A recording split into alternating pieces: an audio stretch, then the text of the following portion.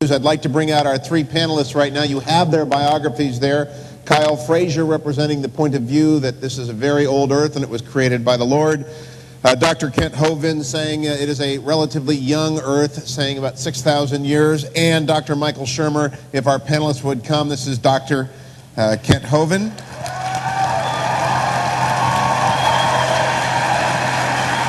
If we can have Kyle Frazier, if you'd come out and join us at this point. Try and get our people out here.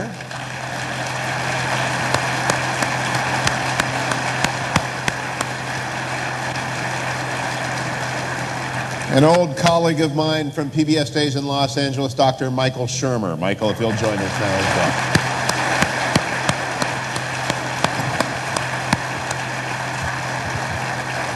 Well, my role is somewhat limited tonight, but I do have the most important duty of all. This is a cell phone. Turn yours off. Please. Okay. Now, panelists agreed that I could do this. We like to know with whom we are conversing. Would all of those of you who believe in God, however you understand that to mean, please stand up.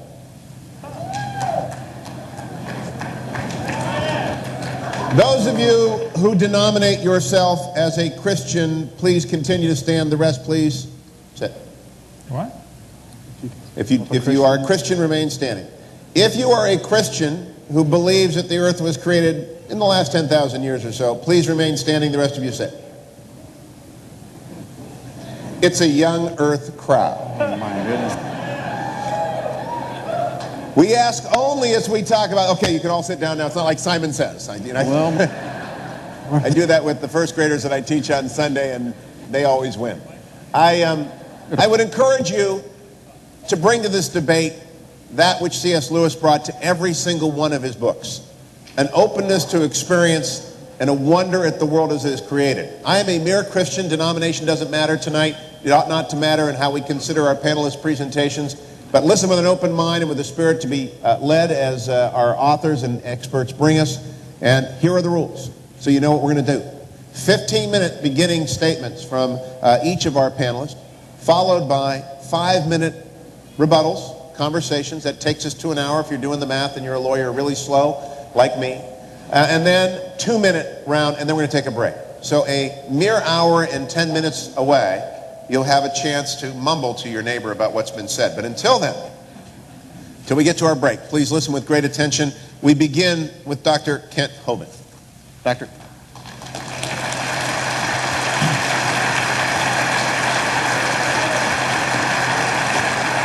All right. Thank you so much. It is an honor to be here in Minnesota. My name is Kent Hovind. I live in Pensacola, Florida. I was a high school science teacher 15 years. And now for 14 years I've been doing seminars on creation, evolution, and dinosaurs, and I stand without apology for the concept that God created this world in 6 literal days about 6,000 years ago. And I think the evolution theory is one of the dumbest theories in the history of humanity. So, there's where I stand. Okay. Now, I will present the creation view. This is what I believe. That's how science is supposed to work. You present your theory and everybody tries to prove it wrong. If you can't prove it wrong, then maybe it's right. The Bible teaches about 6,000 years ago, God made everything. In 6 days, the Lord made heaven and earth, the sea, and all that in them is. And I don't need any help to interpret that verse, and I don't think the average person does either. I think he's telling us he made it in 6 days.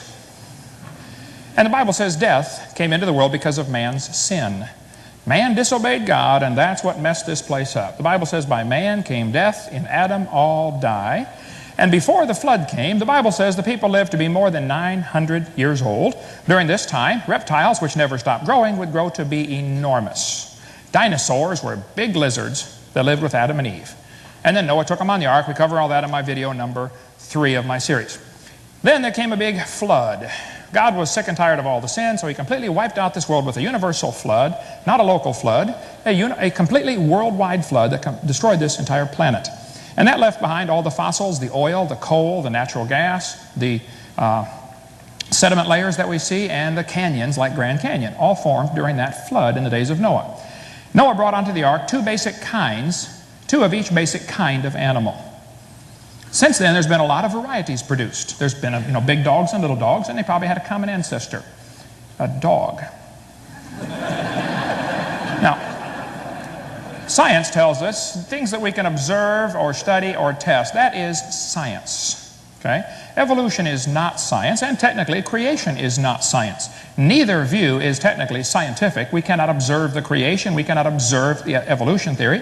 Both are inherently religious. The difference is the evolution religion is tax-supported. That's the primary difference. Now, I like science. I'm not against science. I collect science books, and I'll debate anybody on any scientific topic. If I don't know, I'll say I don't know. But I'm not against science, and I don't know any Christians that are. But there are some things mixed in with our science books that are just simply poisonous. Now, Texas has a law that requires instructional materials to be factual. That's a law, okay? Florida has a law that says textbooks shall be accurate. Wisconsin has a law that says textbooks shall have factual accuracy. Alabama says textbooks shall be adequate and current. California says textbooks shall be factually accurate and reflect current and confirmed research. Minnesota says a teacher shall not deliberately suppress or distort subject matter. Yeah, sure. Hey there, fella. You betcha. Okay? Now, the problem is none of those states are enforcing those laws. There are things used to support the evolution theory that are just plain lies. There is no other way to say it. It's a lie. And we're going to try to get to some of those tonight. Well, we need to define what we're talking about. This word evolution has at least 6 different meanings. Only one of them is scientific. First, you would have to have cosmic evolution, the origin of time, space, and matter. Nothing can evolve unless there's something there to evolve. So the evolutionists are always trying to avoid this one because they say it's not part of evolution. It has to be part of evolution. People say, well, you know, we just believe evolution is dealing with things changing. Okay, well, how did the things start? You don't have a coherent theory unless you can explain the origin of time, space, and matter. Secondly, there'd have to be chemical evolution. According to the Big Bang theory, the Big Bang produced hydrogen and maybe some helium. Well, how did we get these other elements? You mean uranium evolved from hydrogen? They'll say, well, this happens in fusion in stars. Yeah, but you can't get past iron with fusion. There is no explanation for why we have all these different chemicals other than God designed it. Thirdly, we'd have to have stellar evolution. The stars would have to evolve. Nobody's ever seen a star forming. We see a few spots getting brighter, and the evolutionists will say, see, there's a star forming. No, there's a spot getting brighter. Okay? It could be the dust is clearing, and you're seeing a star that was already there. Nobody's ever proven the formation of one star. And yet there's enough stars out there right now that everybody on planet Earth can personally own 2 trillion of them to yourself. Those are the ones we know about. We don't know about the ones that we don't know about. Fourthly, there would have to be organic evolution. Somewhere, somehow, life has to get started. And the evolutionists really don't like to talk about this one, but they're stuck with a very embarrassing position. Modern 21st century scientists are still believing something proven wrong 200 years ago by Pasteur and Francisco Redi. They still believe in spontaneous generation, that life can come from non-living material. Now, if you want to believe that, that's perfectly fine. I don't care what you believe. Don't call that science.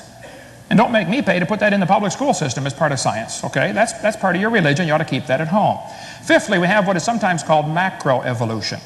I don't like this word, and nor the next one, but this says there are changes from one kind of animal to another. Nobody's ever seen that happen, okay? Lastly, we have what's called micro, and I really don't like that phrase, but I'm going to use it tonight to explain it. Microevolution tells us there are variations within the kinds. You may get a big dog or a little dog, but you're going to get a dog, okay? The first 5 definitions of this word are purely religious. None of those have been observed at all. They are outside the realm of science. But the evolutionist has to believe that all 5 of those happened. What we do observe are billions of little changes within the kinds. The Big Bang Theory teaches 20 billion years ago, there was a Big Bang where nothing exploded and produced everything. This is what the textbook says. 18 or 20 billion years ago, all the matter in the universe was concentrated into one very dense, very hot region that may have been much smaller than a period on this page. For some unknown reason, this region exploded. Everything in the universe, smaller than a period on a page. Wow. That's a crowded dot. And then 4.6 billion years ago, the Earth cooled down and formed a rocky crust. Yes, boys and girls, the planet Earth cooled and a rocky surface was created. And the Earth's surface was hot, and there were large pools of bubbling lava. But it rained on the rocks for millions of years. This is what the textbooks teach, okay? Millions of years of torrential rains created great oceans. And swirling in the waters of the oceans is a bubbling broth of complex chemicals. Progress from a complex chemical soup to a living organism is very slow. Well, I guess it is. Totally stopped. Doesn't even happen. That's how slow it is. This guy said the first self-replicating systems must have emerged in this organic soup. So according to the standard evolution theory in the textbooks, 20 billion years ago, Big Bang, 4.6 billion years ago, the Earth cooled down. It rained on the rocks for millions of years and turned them into soup, and the soup came alive. 3 billion years ago. So great-great-great-great-great-great-great-great-great-great-grandpa was soup. Now, there's no question there are an awful lot of different varieties of dogs in the world, and I don't think there's a question they probably had a common ancestor. But it was a dog. That doesn't mean all the dogs came from a rock, okay, 4.6 billion years ago. What evidence do they give to support this theory for evolution? The textbook says we've got evidence from fossils. Oh, now, come on. Any freshman law student can tell you no fossils could possibly count as evidence for evolution. You don't know those bones had any kids. Bring your bones into court. Hey, Your Honor, these bones are the ancestors of everybody today. Yeah, right. You don't know those are the ancestors of anybody. I mean, a kindergartner ought to figure that one out. Evidence from structure, evidence from molecular biology, evidence from development. All the supposed scientific evidence for evolution has been proven wrong years ago. There is no evidence for the theory.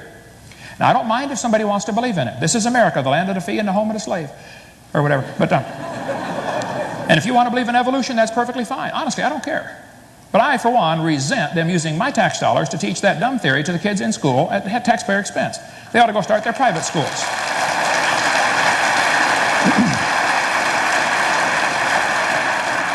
Evolution is based on two faulty assumptions. Number one, they assume that mutations will make something new and better. That has never been observed. Secondly, they will assume that natural selection makes it survive and take over the population. You see, in order for evolution to really work, if one animal evolves a little better than the rest, what must happen to the rest of them to make this work? Well, they've got to die. Evolution is a religion of death, not life. The question is very simple in my mind. Did man bring death into the world, or did death bring man into the world? Because if evolution is true, death is the hero of the plot. Darwin understood that very well and said so on page 217 of his book. It's true that mutations happen. There's no question there. But mutations do not produce any evolution. This is a five-legged bull. That's a mutant. There's no new information. It's a scrambling of existing information. Same with the short-legged sheep. That's a mutant. But there's no new information. This two-headed turtle is a mutant. It's not ninja, but he's mutant. And he's going to freeze first winter, because nobody makes a double-neck turtleneck sweater. See, mutations are a scrambling of information that is already existing. They're not going to create a thing. This textbook shows a four-winged fly, and it says normal fruit flies have 2 wings. This mutant has 4. This rare mutation, like most mutations, is harmful. Then it says beneficial mutations are the raw material for natural selection. Well, excuse me, why don't they give an example of a beneficial mutation? Because nobody's ever seen one. They show the kids a bad one, and there's plenty of those, but they never show a good one. One professor said, I know a good mutation.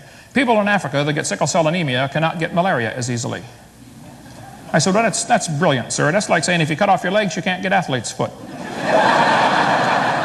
And by the way, that's always the one they bring up, okay? That's all they've got. Textbook says evolution and natural selection go together. Oh, come on. Natural selection selects. It doesn't create anything.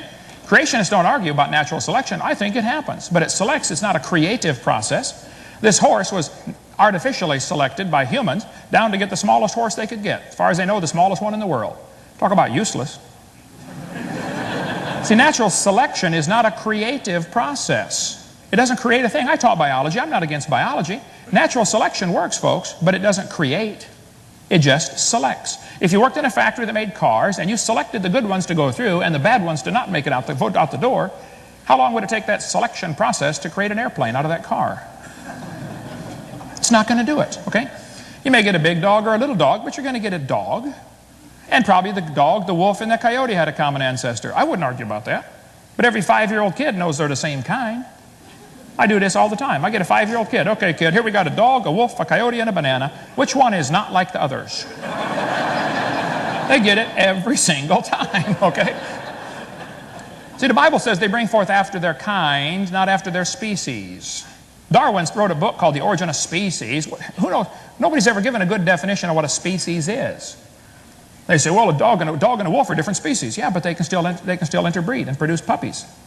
So what is the good, hard, fast definition of species anyway? The Bible says it's the same kind, and that's where the argument ought to be held. Variations certainly happen, but they have limits. Farmers have been trying for years to get bigger pigs. Do you think they'll ever get a pig as big as Texas? No. My whole point is there are limits. We have roaches in Florida, big ones. Roaches eventually become resistant to pesticides, but they will never become resistant to a sledgehammer. We could spend hours on the resistance. I only got a few minutes left here, but I grew up in Illinois, corn country. There are so many kinds of corn, they have to number them. You'll drive down the highway and there's BX65. You know, don't mix it up with XL29. Something will explode. But I'll tell you what, folks, you can crossbreed corn from now till the cows come home, and you're always going to get corn. You never get a hamster or a whale or a tomato to grow on your corn stalk, okay? Variety of dogs. This Irish textbook calls it divergent evolution. Oh, come on. A poodle and a terrier coming from a wolf is not divergent evolution. Don't give it a fancy name. It's still a dog, okay? It's a variety of dog. And there are thousands of examples of variations that happen within the kinds. And creationists don't argue about that. Variations happen. But the point is, they're still the same kind, which is precisely what the Bible said would happen. Tomorrow is the Kentucky Derby. You know, in the last 100 years, they've gone from an average winning speed of 127 to an average winning speed of 123. Now, even in the old days, they got some good times turned in. How much money would you guess has been spent on the Kentucky Derby trying to get faster horses?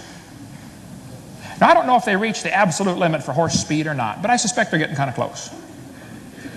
I mean, if you really want to win the Kentucky Derby, why don't you breed wings on your horse and fly around the track in 12 seconds? The whole point is, variations happen, but they're limited. This magazine, you can order chickens. What kind you want? Red Rocks, White Rocks, Cherry Eggers, Brown Leghorns. And then it says, jungle fowl are the original bird from which all varieties and strains of domesticated chickens are derived. Did you know all the chickens had a common ancestor? It was a chicken. Creationists don't argue. Variations happen. God created an incredible gene code in each of the original kinds of animals, and they can produce a wide variety of offspring. Some of them can live in the cold weather, and some can live in the hot weather. And they probably had a common ancestor. No argument. But that's not evolution. Tonight you're going to hear three different opinions. Tonight, the right one, which you just heard, and then two others. God created this world in 6 literal days. He made it with the animals with a variety to produce an incredible variety of offspring. Then he destroyed this world with a flood. And the Bible teaches he's going to come destroy it again one of these days, pretty soon. And if you're not ready for that, you ought to get ready soon. Thank you.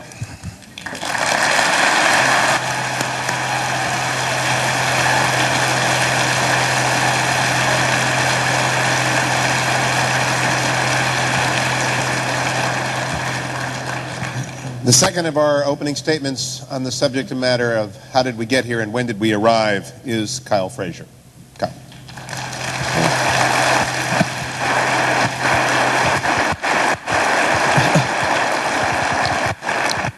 Test.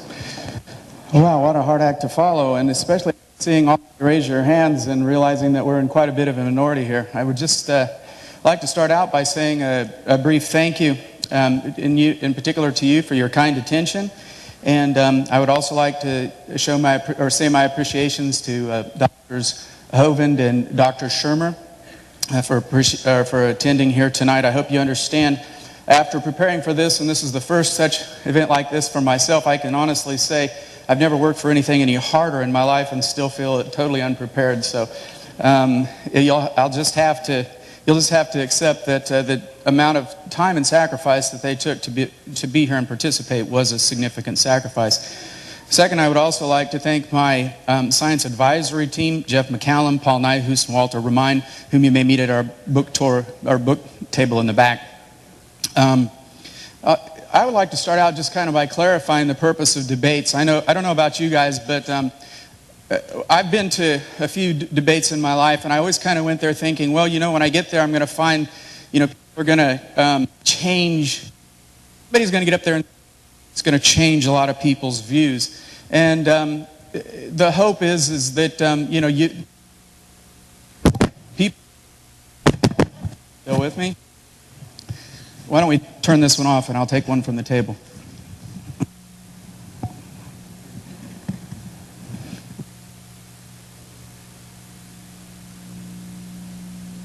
Still not with me? Here we go. Okay. But the point I used to come to these debates and think, okay, great. We're going to see somebody get up there and say something that's going to change Michael Shermer's mind, and he might come out of here with a totally changed person. Or maybe that people that came here are going to be in that same, they're going to go through a change process, and we can actually see that before our eyes. And I would just like to clarify that I don't really believe that this kind of a dialogue has that purpose, to get people here who are going to change their view. Because actually, if we're trying to get people to a point where we've got a majority, for example, that's already been accomplished, hasn't it? But the rest of you still came here for one reason. You still want to interact with this dialogue. Why is that? Because there's a sense of curiosity, a sense of seeking, that this isn't something that you can set in concrete and say, I have this established. And for that reason, I don't think the purpose is to establish a consensus or a majority. I like to quote from Tom Sawyer when he says, well, hain't we got the majority of people, majority of fools in town on our side? And hain't that a majority in almost any place? The truth of the matter is that you can almost always form a consensus. But the point shouldn't be to form a consensus. I think rather of the quote by Abraham Lincoln when he said, when asked by a Union soldier, do you think, President Lincoln, that the Lord is on our side? And Lincoln said, well, I don't think that the issue here is that, that the Lord should be on our side. The issue should be that I be on the Lord's side. Okay? And so that's what I'm trying to find here is an area of truth. You might have noticed with my accent just a moment ago that I'm not exactly a Minnesotan. I'm trying very hard. Don't you know? Yeah. You know, I can do some of those things, but no, I'm just a Kansas farm boy, basically. Now to the matter at hand. What I would like to accomplish this evening and what I intend to prove is that there is irrefutable evidence for the intelligence, a mastermind behind creation. And what is sufficient proof and how will I define it? I will present evidential proof and not empirical proof. Just like Brother Hovind, I don't think that I'm going to stand up here and prove to anybody that there is a God. I'm going to go to a different point in my notes because they gave me some additional time. And that is, what I consider proof sometimes may seem a little bit vague. It may involve some inferences. Take, for example, I invited my dear friend Al Bensman to be here with me this evening. And pragmatist that he is, he looked at the price of the ticket. $9.80, he said. What on earth caused them to pick that number? Now, if human beings are pattern-seeking, storytelling animals, $9.80 seems to make no sense. So I gave it some thought. Why $9.80?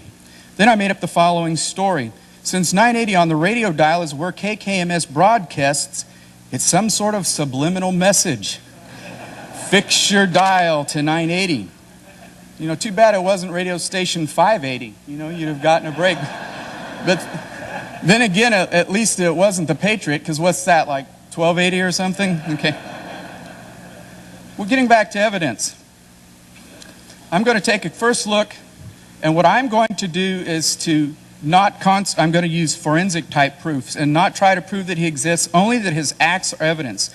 And from them we can surmise that there is reason to infer his presence. I will prove that God had method, motive, and opportunity, and is the mastermind behind the universe. For our witnesses, I would like to call first, if we let the trial begin, would nature please take the stand? What does nature say? Are God's fingerprints on the universe? Oh, let's not forget the swearing in. Do you promise to tell the truth, the whole truth, and nothing but the truth, so help you God? And nature says, of course I do. I submit for your consideration Exhibit A. Exhibit A is the sudden and mysterious beginning of space, matter, energy, and time. Following the introduction of the theory of general relativity, the scientific community discovered that something had gone terribly wrong. If E equals mc squared were true, there was a time when all that is never was. Physicist Paul Davies said, this singular event represents the creation not only of all matter in the universe, but of space and time as well. What preceded the creation was not just a featureless void, but literally nothing at all. Now for your consideration, I submit Exhibit B. Exhibit B is an expanding universe. In 1929, Edwin Hubble announced his famous law of redshifts as evidence for the expansion of the universe. This expansion is extremely fine-tuned to produce our universe. The value of it is 1 part in 10 to the 120th power. Comparing that to human capacity, our best measuring device can make measurements at 1 in 10 to the 23rd power, which, to borrow from Hugh Ross, would mean that the mastermind is at a minimum 10 trillion, trillion, trillion, trillion, trillion, trillion, trillion times more intelligent, knowledgeable, creative, powerful, and not to mention better funded than we human beings are. Why is that so profound, this expansion in the universe? Simply put, it gets at the root of physics. Objects at rest stay at rest. Objects in motion stay in motion. We've all heard that before, haven't we? Therefore, something or someone has to act if things are moving in the universe. Finally, I would like to provide nature's Exhibit C. Exhibit C, the entropy or the cooling off of the universe. This fact was announced in 1992 by a team of physicists regarding their findings from the Cosmic Background Explorer satellite, or COBE satellite. The universe was cooling exactly as predicted by the general theory of relativity. Stephen Hawking, known for understatement, said, "It is the discovery of the century, if not of all time." George Smoot, UC Berkeley astronomer and COBE project leader, said, "We have found we have found evidence of the birth of the universe. It is like looking at God." You know, and just out of deference to my brother Hovind here, I've seen that picture and I'm not so sure that it looks exactly like God to me. On the other hand, the reality of this entropy, the cooling phenomena going on, is featured in this picture. Implications. Having considered these evidences, it is important to understand the implications, and there are several. The first is that nothing begets nothing. We know the method of the mastermind. It was the precisely tuned transcendent creation of space, matter, and time in the finite past. Or in the words of my favorite philosopher and theologian turned 70s pop vocalist Billy Preston, nothing from nothing leaves nothing. You see, you got to have something if you want to be with me. Then again, for you intellectuals in the crowd, and perhaps you don't date back to the 70s, I have another argument. That is, everything that begins to exist has a cause for its existence. B, the universe began to exist, and therefore C, the universe has a cause of its existence. Second implication is this, that there's simply not enough time. The implications of a recent Big Bang are catastrophic for the theory of evolution, which needs near infinite time to construct even the simplest life form. If all the material in the universe were converted into the building blocks of life, amino acids, proteins, and if assembly of these blocks were attempted once a microsecond for 17 billion years, the number of opportunities to form a living entity is so small as to make it virtually impossible. You cannot construct life no matter how much time you've been given. And so my particular view may say there's 17 billion years, but there's not enough time. By the way, there needs to be a correction up there. That's 10 to the 1 with 11 zeros after it, not 10 whatever that big number is. It's still a very big number. Is there evidence of motive? I've mentioned we need to prove that. Motive is present in nature too, and that's the form of life.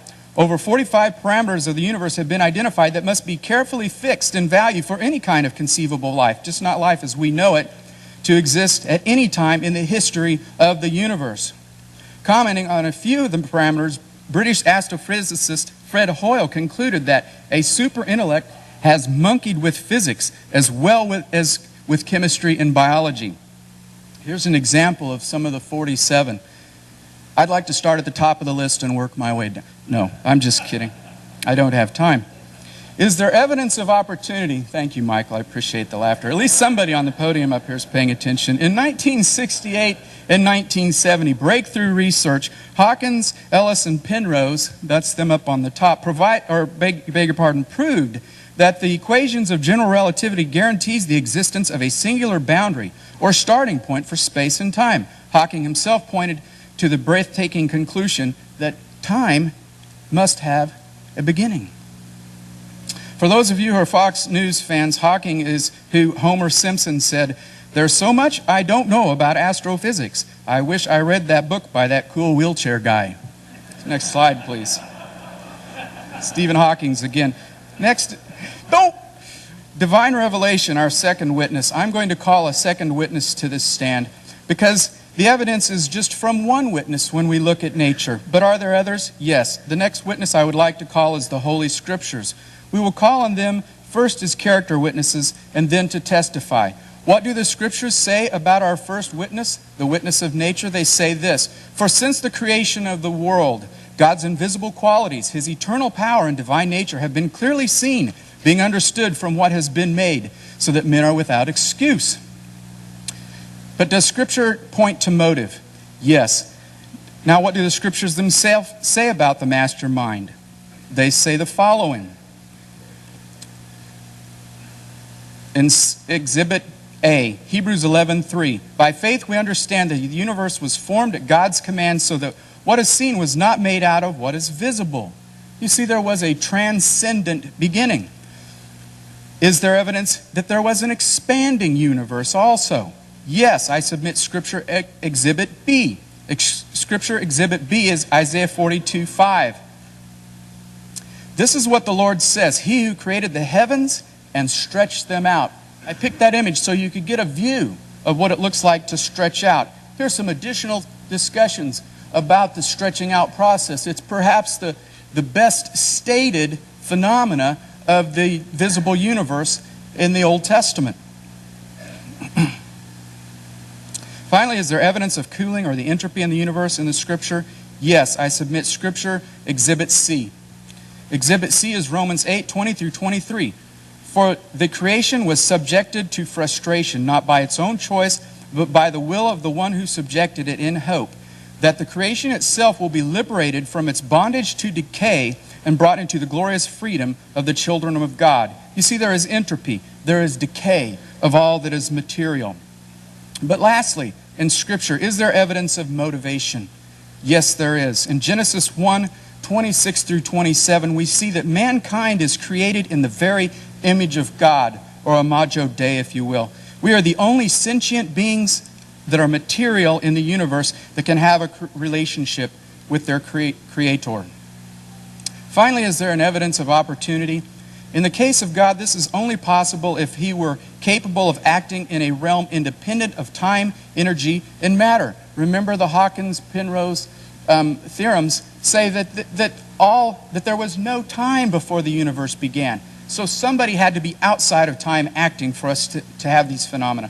In Titus 1:2, God promised eternal life before the beginning of time. You see, in the classical Christian paradigm, that opportunity for God to work out of time is seen in the third person of the Trinity. Kyle. Am I done? You are done. Thank you for the time. Thank you for your kind attention.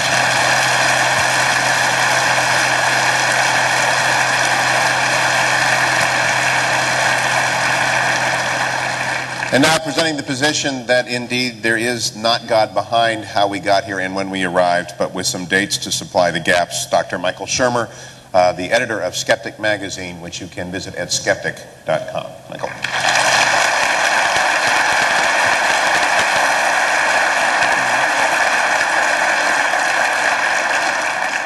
Hello. Sounds like God speaking here. How we doing? I presume you know what you get when you cross an atheist with a Jehovah's Witness. It's somebody who knocks on your door for no reason at all. I used to do that, actually. I used to do the knocking on doors thing. I was a born-again Christian. I went to Pepperdine University in Malibu, California, to Church of Christ School. I went to major in theology. I was a born-again. I went knocking on people's doors to save their souls. We called it Amway with Bibles. Essentially, you're selling God. And then after about 7 years, I became a non-born again, and I became a born-again atheist. And then I went around knocking on those same doors saying, I take it all back, I was wrong. And then, you get older and you find a sort of more middle position, of which I now call myself an agnostic or just a non-believer. The question on the table here is, can we see evolution or some sort of scientific theory as a form of creation? I'm not psychic, so I actually have to tell the person when to go to the next slide. I wrote a book about this. Basically, I wrote a book about why it is that people believe in God. It began as an intellectual journey as to why I became a believer and then became a non-believer and how that happened. But in fact, it's a journey that everybody goes through at some point in their life. How did you become a believer if you become a non-believer? By the way, it's so hard to see with pretty much everybody standing up how many non-believers there are. I don't care what the label is, agnostic or heretic or secular or non-theist or whatever. You just don't believe in God. Let me just see a show of hands. Okay. Well, look at the time. Hugh, I've just, I'd love to stay. Golly, isn't there a Laker game on tonight? No, that was last night. Oh, shoot. I have an 11-year-old daughter, and she said, well, where's the debate tonight? I said, it's in Minnesota, and it's at this Christian church. And she said, you're debating God at a Christian church? I said, yeah. She says, you're going to lose.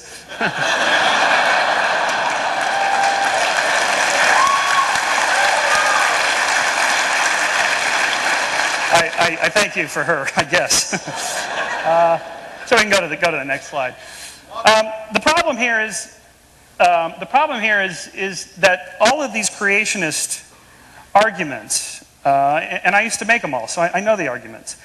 They're perfectly good reasons if you already believe. If you don't, they are not convincing reasons. And the reason for this is that these are all what we call God of the gaps arguments. You scientists can't explain blank, X, whatever, therefore there must be a God. This is along the lines of the famous Sidney Harris cartoon.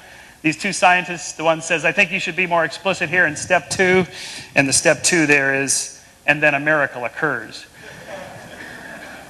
You can't, it's just a word. A miracle is just a word for something we can't explain.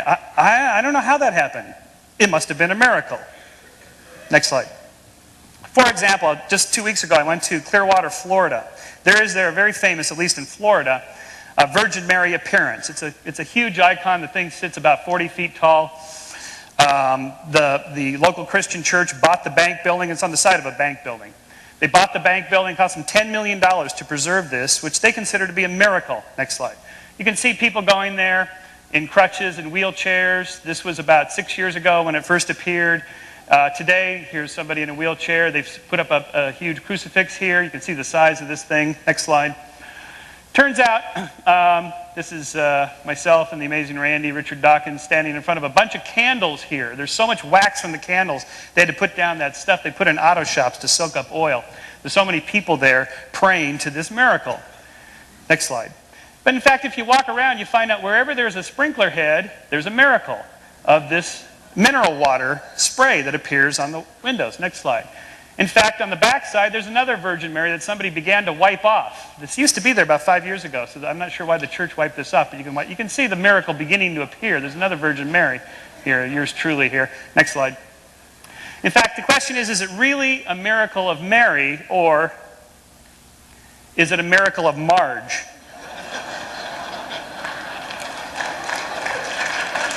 Well, thank you. I appreciate that. As Kyle said in his many thoughtful comments, we are pattern-seeking, storytelling animals. We tend to see what we're looking for. We see what we want to find.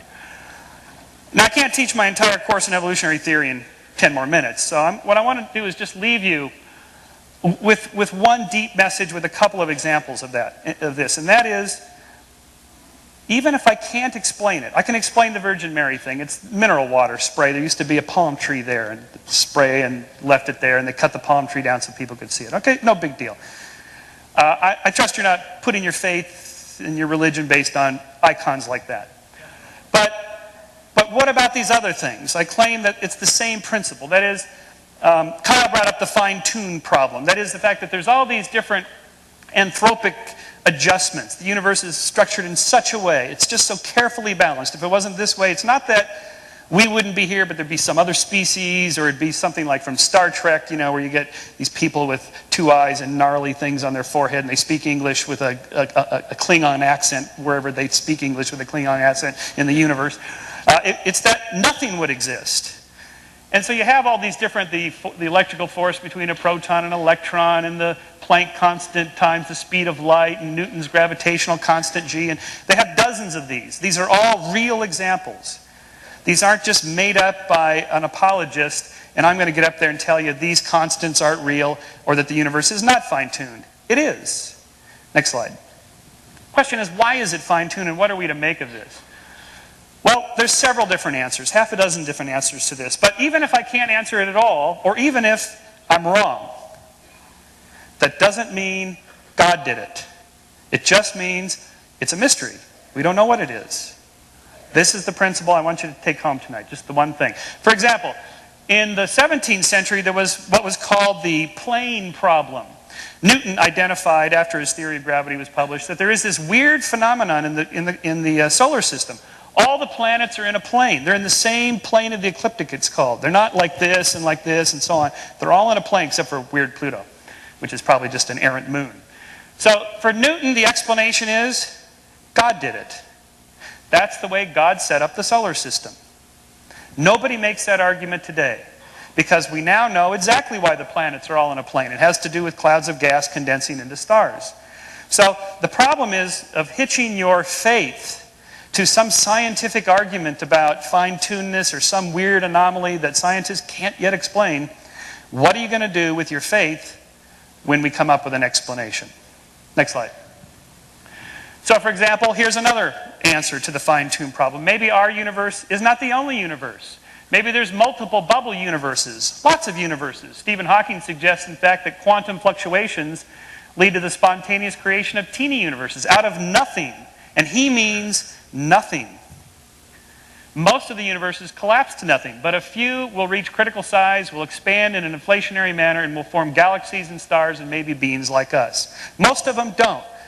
If they exist, we don't know that they exist. This is mathematically possible. We're still trying to collect data on this. Next slide.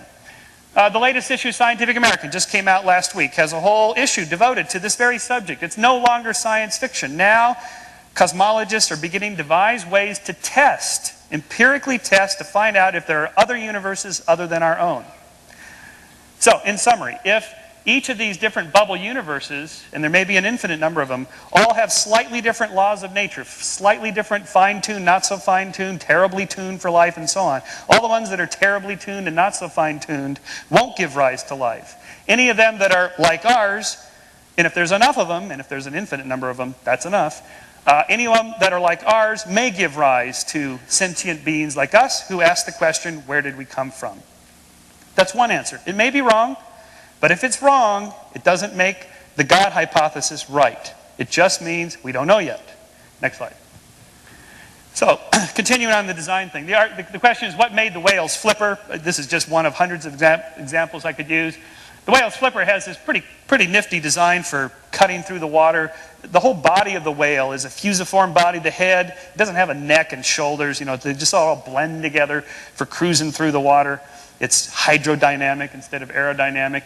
But if you actually take the skin off, you see what the flipper looks like. It looks like your arm. Now, why would an intelligent designer design a not so intelligently looking flipper? In fact, it looks like our flipper, except we don't have a flipper, we have an arm. The answer is because a top-down designer didn't build it. A bottom-up tinkerer called evolution did. Next slide.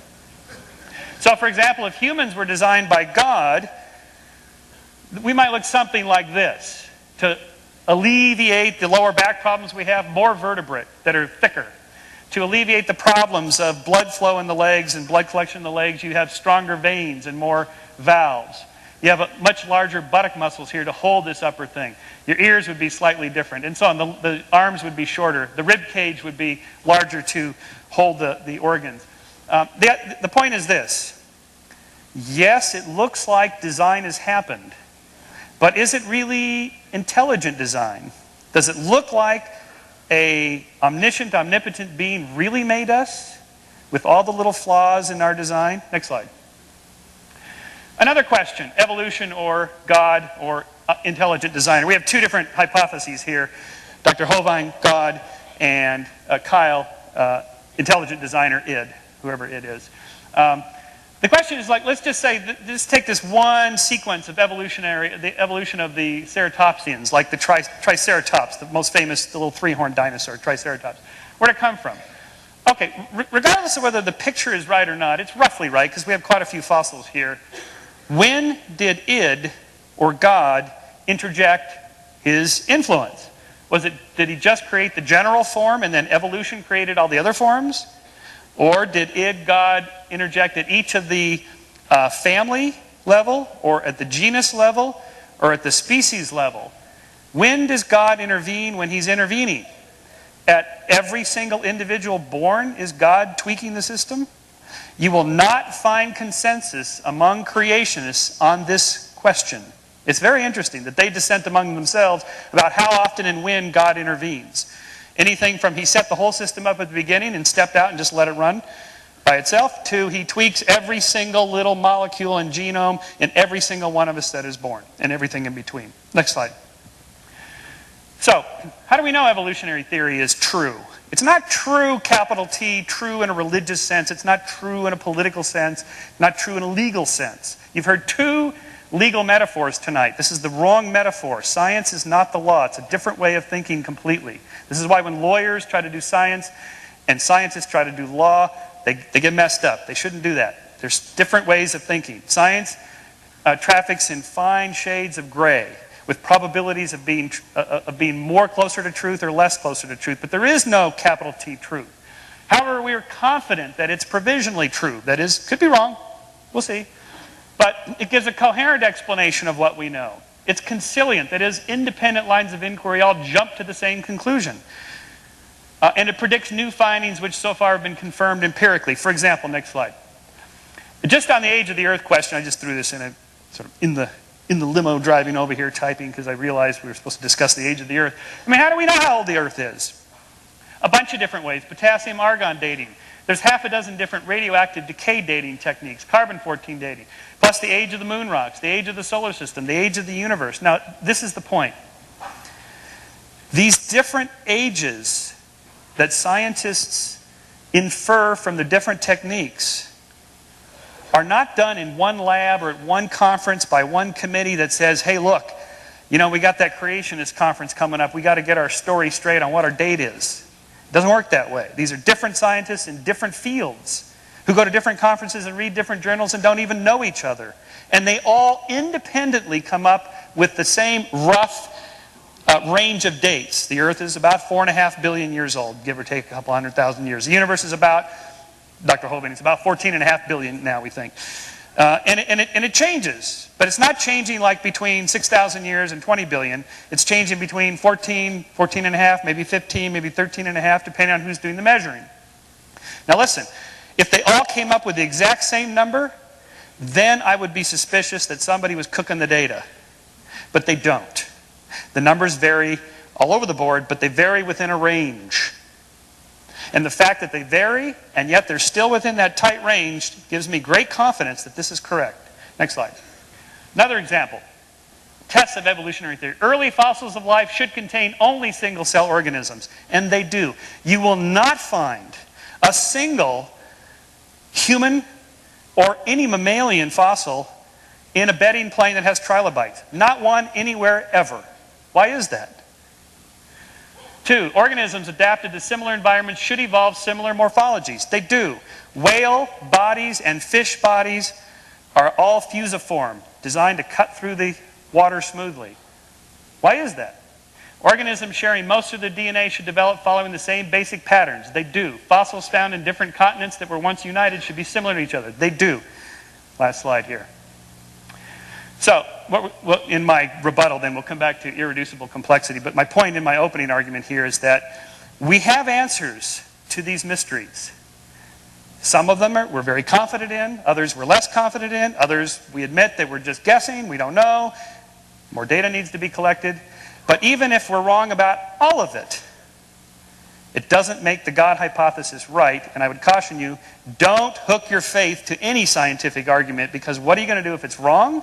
Or what are you going to do if it turns out we have an answer? Thank you.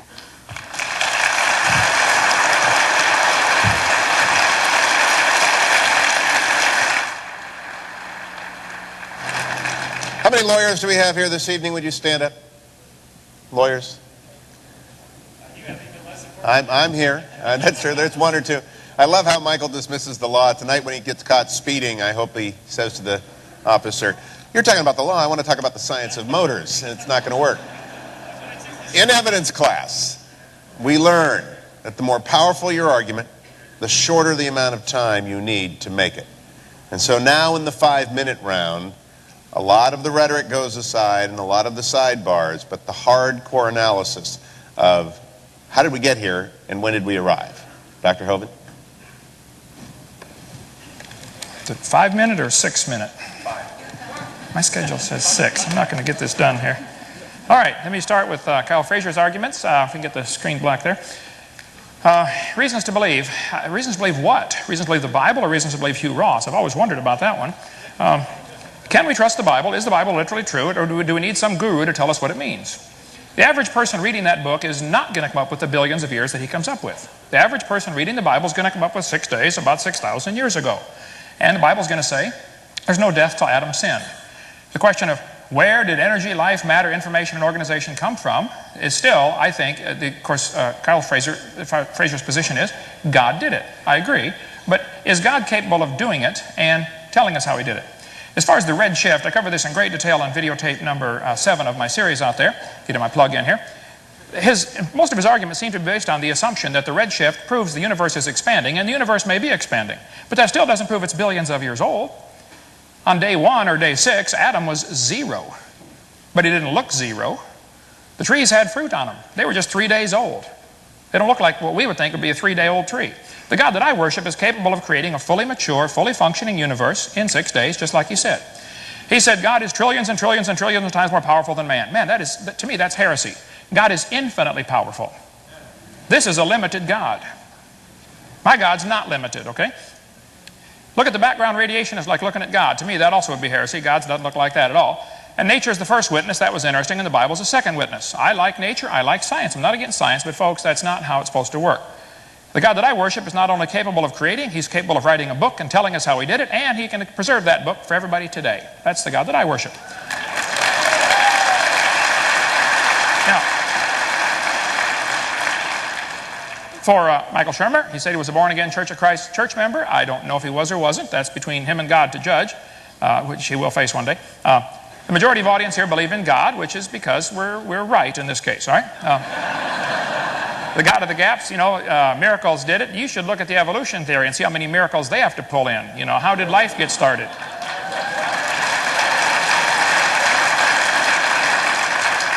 His argument that the Virgin Mary appeared on the side of a building as a natural explanation, I agree. I think that's dumb. I think it's a fundraiser for the Catholic Church. I think there's a lot of that stuff goes on. Okay? And I think he is very right to be skeptical of many of the things going on in Christianity. He's right. They ought to be skeptical. Okay? My position is it's good to be skeptical of things like that. Now, he ought to use the same skepticism on the evolution theory, but he's not doing that. Okay? If we cannot explain it, that does not mean God did it. I agree. There are many natural explanations. Okay? Do scientific explanations nullify our faith? Not at all. I love science. I don't know anything scientific that nullifies the Bible. I know that a lot of things the Bible contradicts from evolution theory, but evolution is not part of science. Evolution is a religion. He said nearly, by the way, let me point out here, nearly all branches of science were started by creationists, because he mentioned, I forget what the point was that brought that up, but I put it in here. Okay. Francis Bacon was a creationist, Kepler, Pascal, Boyle, Newton. The list is huge of people creationists who started just about every single major branch of science today. The evolution theory has done nothing to the improvement of science. It is a useless theory, and it is counterproductive, in my opinion. So you can't claim that scientists are all evolutionists. They're not. There are thousands of scientists today who are creationists. Okay? Many major branches of science were started by creationists. Let's see, where did I leave off here? Comparative anatomy, that was interesting that he would use that one about the whale's flipper. Comparative anatomy, if I can get to that one. Oh, did I get to the right one? I'm sorry, I'm going to have to install the ocular enhancers. Hey, I'm 50 years old. I've been fighting it as long as I can, all right? It's true that the human arm and the whale's flipper and the bat's wing have some similarities. I agree. We have a radius and an ulna, so does the whale, okay? But the whale didn't name them, by the way. This textbook says these homologous structures provide evidence that these animals evolved from a common ancestor. This is baloney. Those structures provide evidence that they have a common designer. The same guy designed them all. It works great.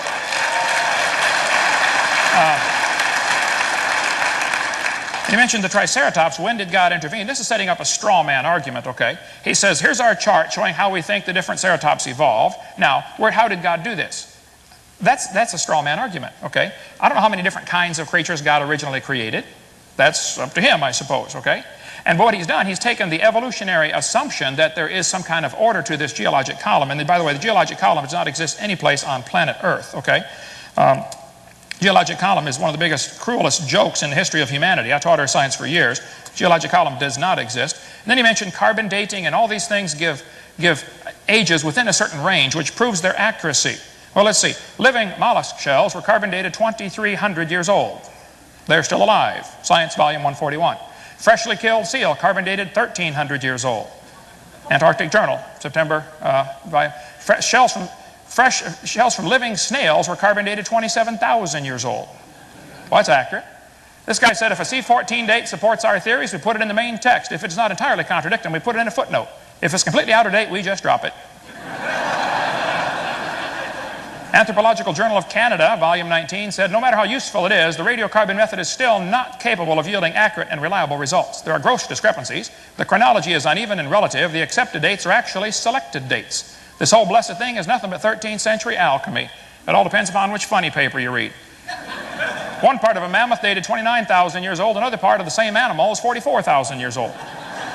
Man, you talk about a slow birth. Dima, well, I told you I need 6 minutes, but that's okay. We got plenty more. Get video number 7 right out there. Thank you so much.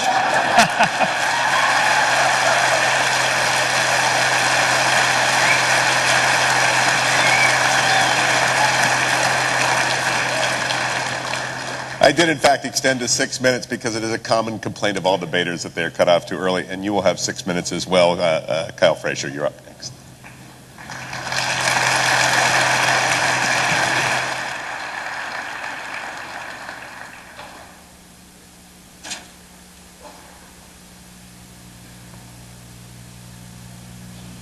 Are you with me? Are there?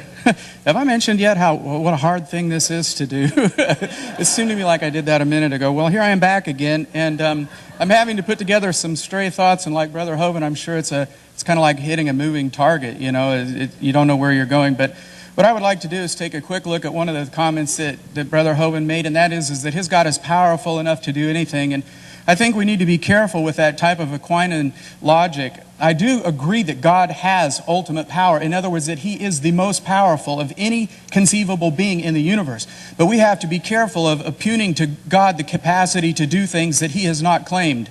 We have to be careful about ascribing to God things that He cannot do. Could He make a stick with only one end? No, a stick has 2 ends on it. It's because that's a logical contradiction for God to do something like that. Can He make a rock that He couldn't lift? Okay? No, it's a logical contradiction for God to do something like that. And so we need to be careful of ascribing to God those things that He has not claimed.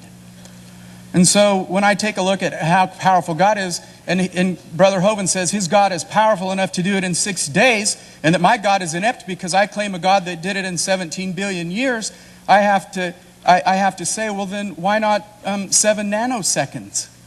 Or why didn't He just do it instantly? Boom!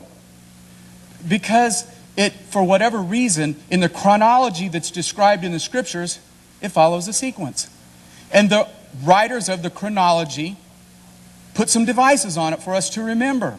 My particular belief is that those devices were terms. Those particular terms included the word day, yom.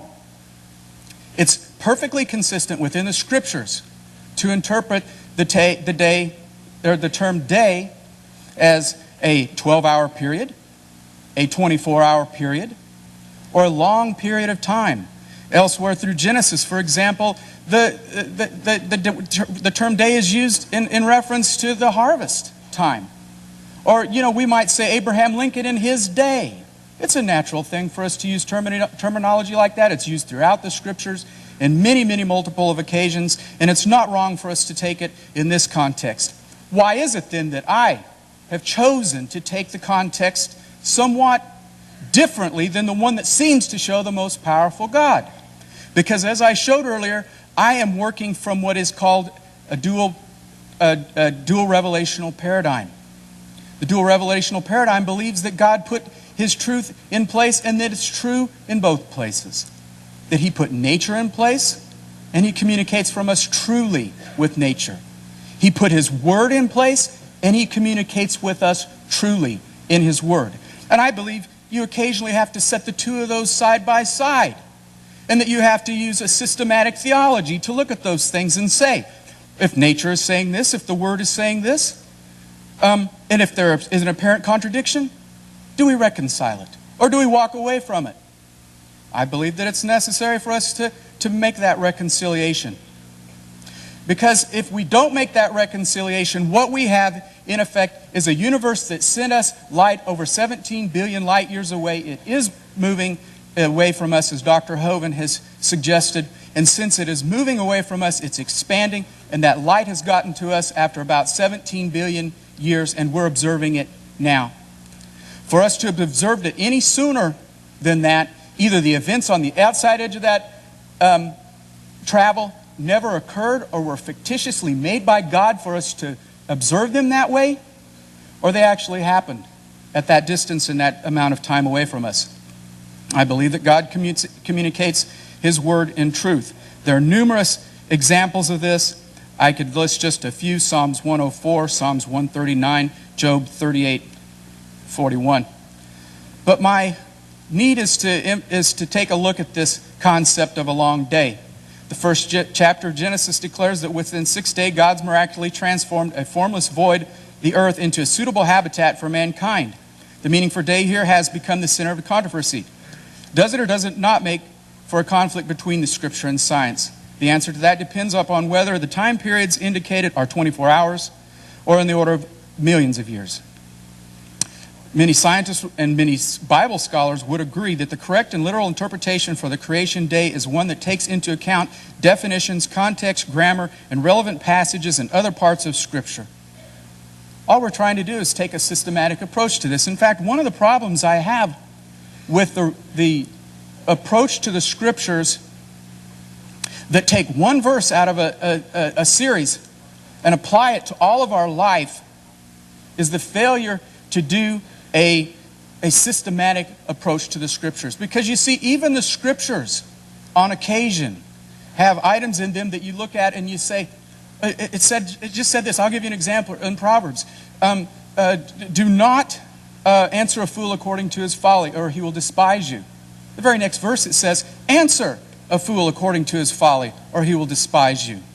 Are we wrong in taking both of those as correct? Isn't one or the other true? The fact of the matter is that the Scriptures intend for us to take both as true. And I believe that the Scriptures are also saying that we should take nature as true, as well as the Scriptures.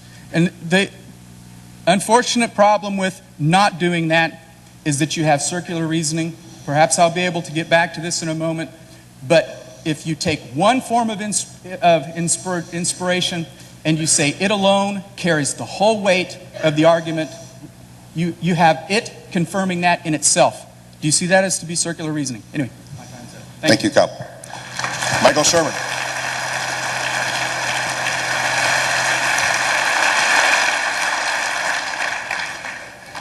Okay, now look. I really like what Kyle had to say. He's very thoughtful on his thoughts on the Bible. I concur with much of that, actually. And Dr. Hovind, I have never heard somebody give a 2-hour lecture in 15 minutes like you can.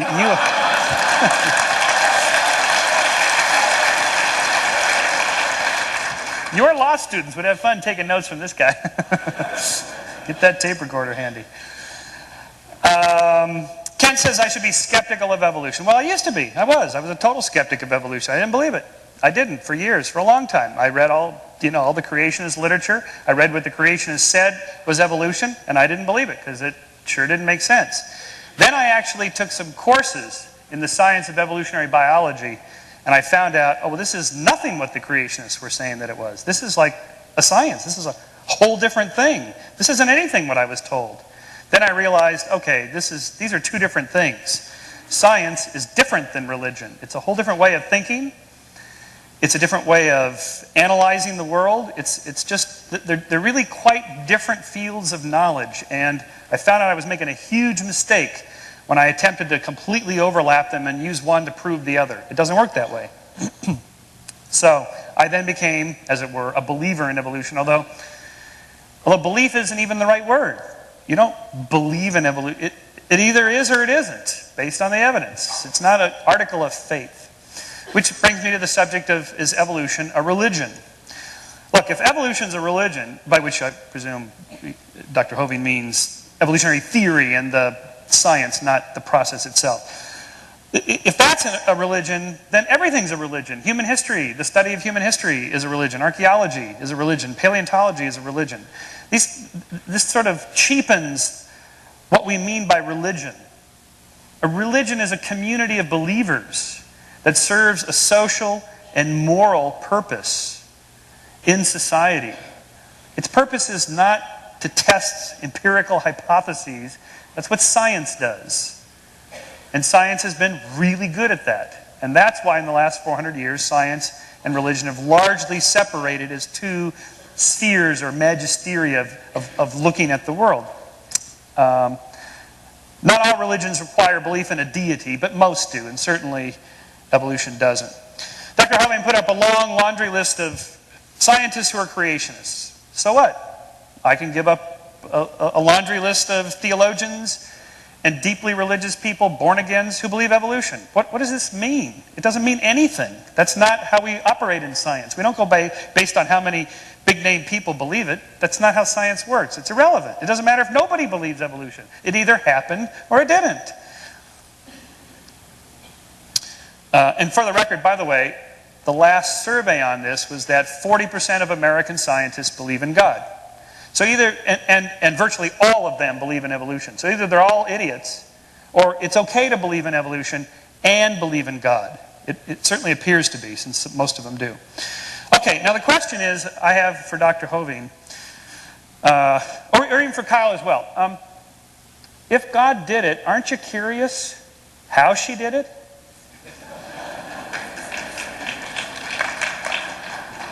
Thank you. I didn't expect that from this group. Okay, I'll take it. In science, we just want to answer questions about the natural world. So if God did the fine-tuning of the universe, or did this with the protons and electrons, or did this with the whale flipper, or whatever, how did God do it? Did God use genes? Did he use, for the cosmos stuff, the electromagnetic force, the weak nuclear force, the strong nuclear force? Just gravity, some other force we don't know about? What force did God use? As soon as you ask that question, you're now doing science. That's what science is. It's just naturalism. And there's only naturalism. The rest is supernaturalism. That's not science. You can do that in religion if you want, but that's not science. As soon as you step out of that, you're not doing science anymore. The geological column, by the way, is quite real. In fact, it was laid down and discovered and described by creationists long before, the century before Darwin. So don't let Dr. Hovind fool you to thinking that this is some concoction, conspiracy by evolutionists. It's not. The geological column was created, well, discovered by creationists. That's not what you think it is. It's creationists created it. Finally, what is the Bible? What is the Bible? Are we to read the Bible as a book of nature? Are you really supposed to read this to find out how the universe began? Are you supposed to read it to find out exactly which deck the predators were on and the prey were on the ark? I mean, 2 of every species. There's somewhere between 10 and 40 million species. Where did he put all these? And who cleaned up the mess anyway at the end of the day? And what'd they feed them? If you're asking those kinds of questions, you're missing the point of the Bible, one of the great books of Western literature. You're missing the point if you're doing all this, what I would call pseudoscience. The point of the Bible, like let's say take the flood myth, for example. By myth I mean a story. It's a destruction redemption. It's a starting over. It's a beginning anew. It's we screwed up. We're gonna start over. All the stories in the Bible are moral homilies and tales that tell things. Surely you don't want to take Deuteronomy and its admonitions to kill disobedient children. Surely you don't want to take that literally. Please tell me you don't take that literally. Or that adulterous women should be killed. Please tell me you don't take that literally. And if you don't, then you don't take the Bible literally. Now, thank you.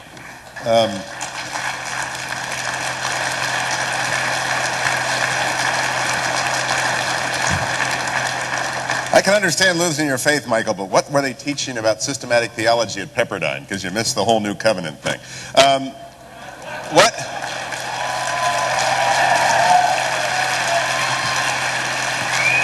I have a question now. No. Moderator gets to break in here. What we're going to do is I'm going to give a question to each member of the panel. We're going to take a break. We're going to come back and allow you to recalibrate. But I didn't come all the way across from California not to ask questions. Michael, what did you say were the percentage of scientists who are believers in God? Did you say 70%? 40%. 4-0? 4-0. Okay. Yeah. I just didn't hear that, and I want to know that. Dr. Hovind, my question for you. What did Jesus say about this subject in the Gospels? Jesus said in Matthew 19:4 and in Mark 10:6 that the creation of Adam was the beginning.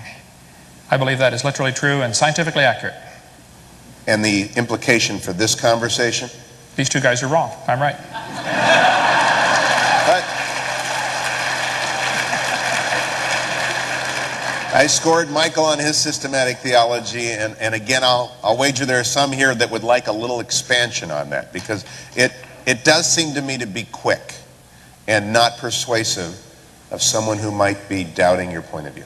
Of which part? What Jesus has to say about this. Adam, say it again, Doctor.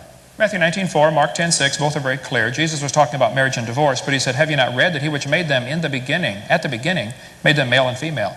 The Bible says very clearly there was no death until Adam sinned. To claim there was death before sin, you now have a heresy. I was just asking about Jesus. So your proof text from Jesus is that. Kyle, what does Jesus say about this debate? I'd have to hello? Testing. I'd have to be honest to say that I never really considered that passage in the context, and I'm really big on putting passages in the context. So rather than just drawing it out, I would have to say that I see the creation of man as the finish of the sixth creation. Just the lawyer and me just saying, just a question. Jesus is quiet on this subject? Jesus, the creation epic was completed with the time out. Just Advent. Quiet on. He didn't say when it was. He had a text. Are there any? I'm not trying to trick you. I'm just wondering. I thought you wanted me to comment on his text. No. Just is there a phrase in the New Testament? Is there a question and answer? Is there a conversation with the Pharisees on this subject matter? None that I'm aware of. So now my question to the three of you, with 40% of your colleagues, Michael, knowing something you don't know, and one verse from Matthew and no verses from the. Why does this debate matter to you three so much that you give so much time to it? And I'm very sincere about this because I don't spend any time on this at all as a believer. Dr. Kent. Okay. Well, you should see what Jesus said about lawyers. Yeah, I did.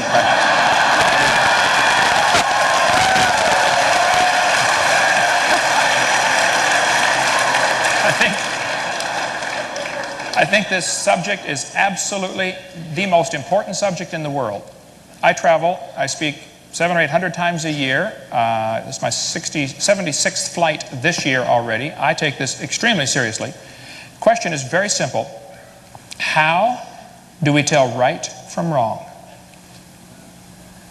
But we could get into a discussion of all kinds of moral issues. You know, is adultery right or wrong? Is abortion right or wrong? Is murder right or wrong? It doesn't matter what subject you discuss. Before you start a discussion on a moral issue, you first have to decide how you decide. Do we decide right and wrong based upon majority opinion? Do we decide right and wrong based upon what Congress thinks? Do we decide right and wrong based upon what Saddam Hussein thinks? How do we decide right from wrong? The issue to me is this creation versus evolution issue is absolutely central to all of humanity. Because if there's a God, then He tells us what's right and wrong.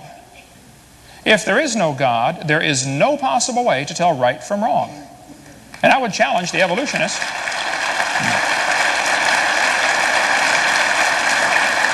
So I've asked this question to hundreds of evolutionists, and I'll ask it again tonight. If evolution is true, how do we tell right from wrong? Very simple. In case, hello, you with me? Okay.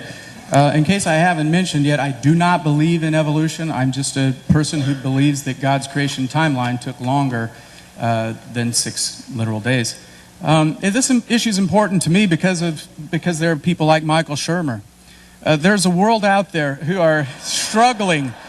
Yeah, I don't want to typify you. I don't doubt that I don't want to typify him as a struggling person, but I just want to say that there are people out there who are looking for an answer. I might as well mention that I also started out, first of all, I started out like Michael Shermer, an evolutionist. I then became a theistic evolution because I thought, well, the Genesis 1 record really seems to corroborate with the evolutionary evidence. I worked my way up to Brother Hovind's view, where I followed Dr. Gish and others like him, Dr. Morris, and believed very strongly in what they had to say because it corroborated with the Bible. But it wasn't until I came to this point where I realized that God can do something in a longer period of time if He wants to, and it could correspond to what the revelation in nature shows me has happened. That I believe that both of my belief in God and my understanding of science became real to me.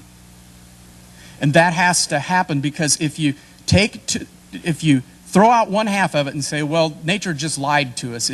Everybody seems to think that it's 17 billion years, but it's really not. We know the Bible is true. I know the Bible is true. I know that nature said something reliable too. It says in Psalm 19, the heavens declare the glory of God. The skies proclaim the work of His hands. Day after day they pour forth speech. Night after night they display knowledge. There is no speech or language where their voice is not heard. Their voice goes out into all the earth. Their words to the end of the world. It transcends language. It sits out there. You go out tonight, when you leave here, if you wonder if God can communicate, and you look up at the skies and you watch what He's stretched out before you, it's from God. Michael?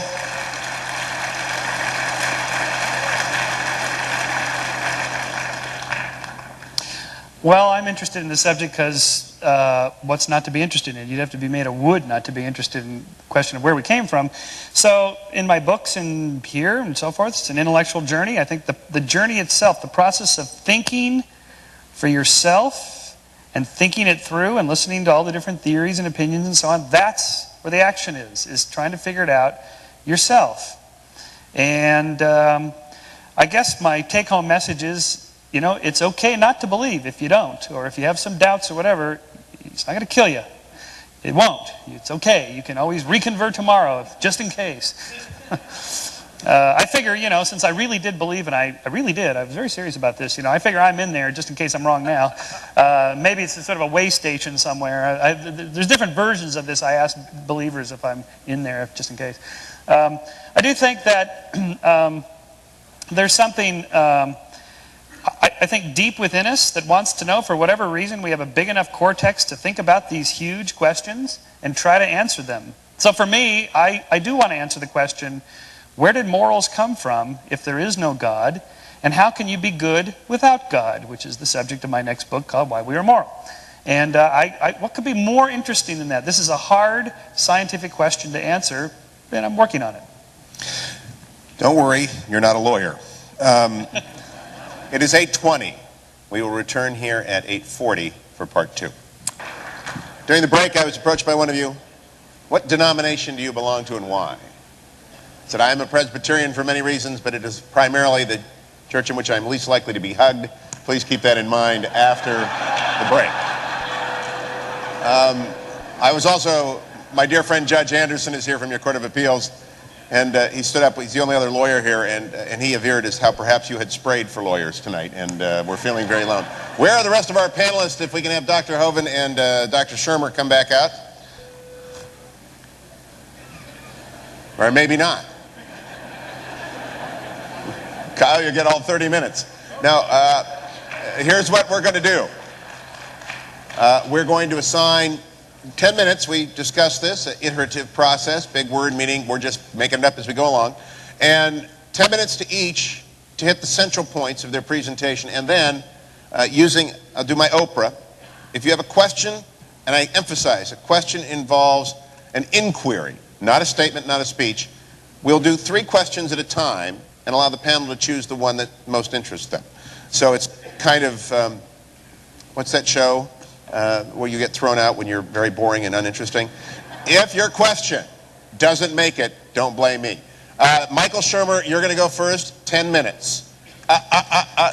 You missed the huddle up back there, so. Are you ready, Doctor? Go ahead.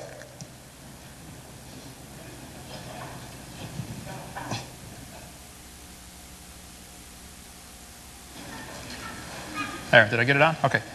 All right. Yes, sir. Well, these could go forever. Let me just share with you a few of the things that are typically used to support the evolution theory and how they've simply been proven wrong.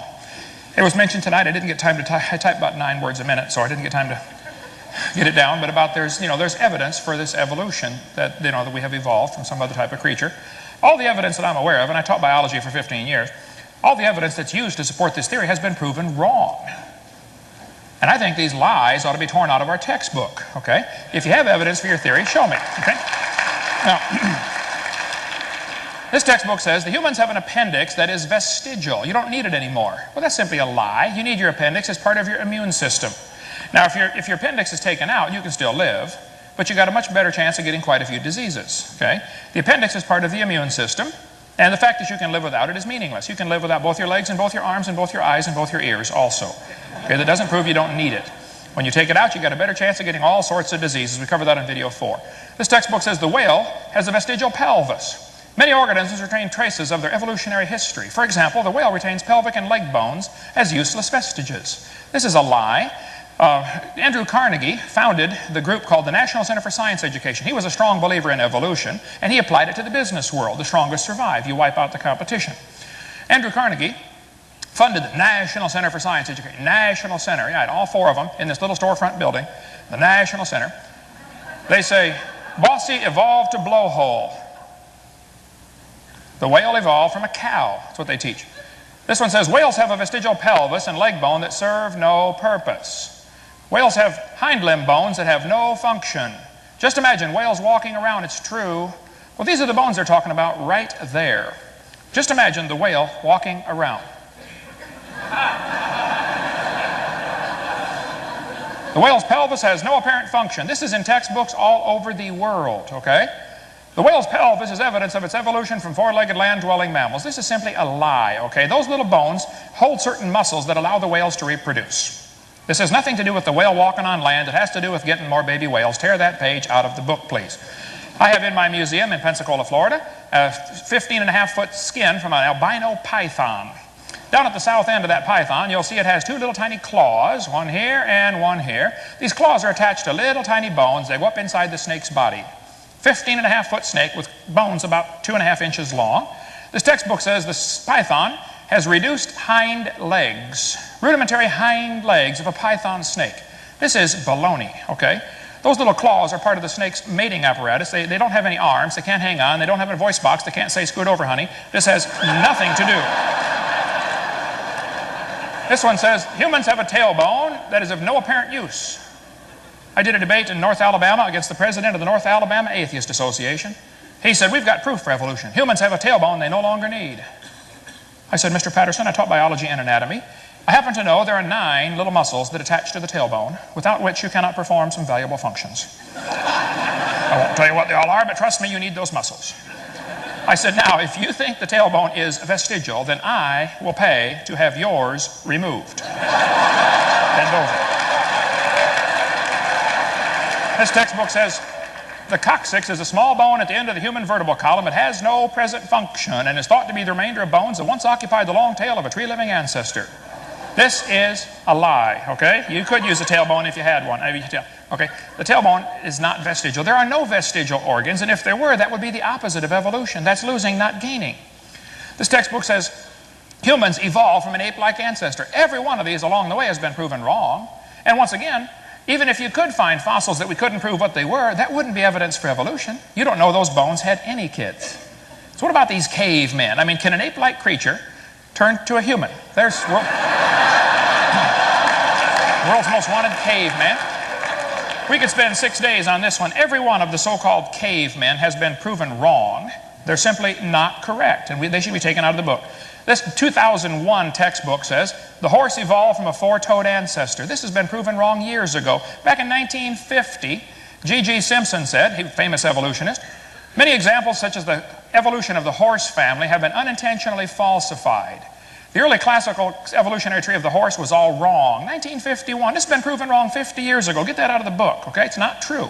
He said it never happened in nature. Similar, humans and fish embryos resemble each other because humans and fish share a common ancestor. This idea that the human has gill slits is taught in textbooks all over the world. Let's see, the presence of fish-like structures shows that these animals have evolved from fish and share the basic pattern of fish development. It said it has gills like a fish. This is used in textbooks all over. Those are not gill slits. Those folds of skin develop into bones in the ear and glands in the throat. They never have anything to do with breathing. I've seen people with 5 or 6 chins and they cannot breathe through any of them but the top one, okay? Ernst Haeckel made up this entire stupid idea after he read Darwin's book in 1860. He was an embryology professor in Germany, so he took a drawing of a dog and a human embryo and he changed them and made them look alike. He lied deliberately to his people that were listening to him. He made giant charts of his fake drawings, traveled all over Germany, and converted the Germans to believing in evolution with his fake drawings. Now, on top are his drawings. Underneath are actual photographs of those creatures. Either he's a real lousy artist or he's a liar. Well, it turns out he's a liar. His own university convicted him of fraud. He said, I should feel condemned, except all the other biologists lie, so it's okay for me to lie. This biogenetic law is as dead as a doornail. It's not true. Take it out of the book. But guess what? It's still used in textbooks all over the world, including in this county. They're still teaching it. Proven wrong in 1875, and they're still teaching it all over the world. Now look, if you have some evidence for evolution, then please show me. We've been offering $250,000 for evidence for evolution for 10 years now. All they have to support their theory are lies, things that have been proven wrong a long time ago. We do spend 3 hours on videotape number 4, and I'm going to cover some of this tomorrow. Some of the lies in the textbooks. They say this, a similar structure proves a common ancestor. The bones in the different arms of these animals develop from different genes on the chromosome. They're not homologous structures. And the similarity could prove they have a common designer just as easily. This is a chart showing how the atheists think the different states are treating the subject of evolution. They think the folks in Minnesota are doing a wonderful job of teaching evolution. You ought to be ashamed of yourself. You ought to get red like Florida. We're doing a lousy job. Yay, Florida. Richard Dawkins said, it's absolutely safe to say if you meet someone who claims not to believe in evolution, that person is ignorant, stupid, or insane, or wicked. Well, he's real open-minded, isn't he? Evolution's not a fact. It's not even a good theory. Evolution's a religious hypothesis. People believe that the animals changed. But nobody's ever seen a dog produce a non-dog. Now, I think 2 things. Number 1, the lies should be taken out of the books, period. Don't lie to the kids. And then I think you'll find there simply is no evidence to support this evolution hypothesis, okay? And that's their problem. If you don't have any evidence for your theory, I'm sorry. I mentioned in a debate one time about 30 different lies in the textbooks, and this one professor said, Hovind, you want to take all these lies out of the books, and I got a question for you. What are you going to replace it with?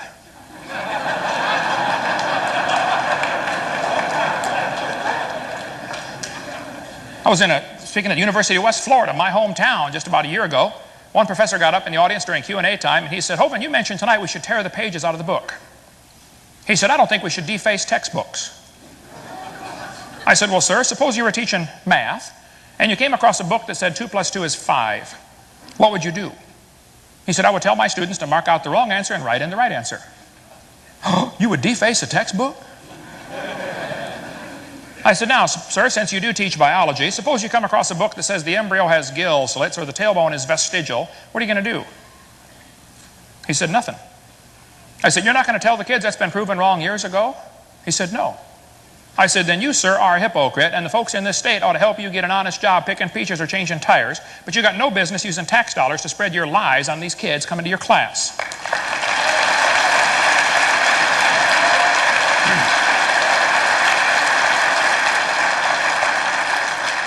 Thomas Huxley was called Darwin's bulldog. He really promoted Darwin.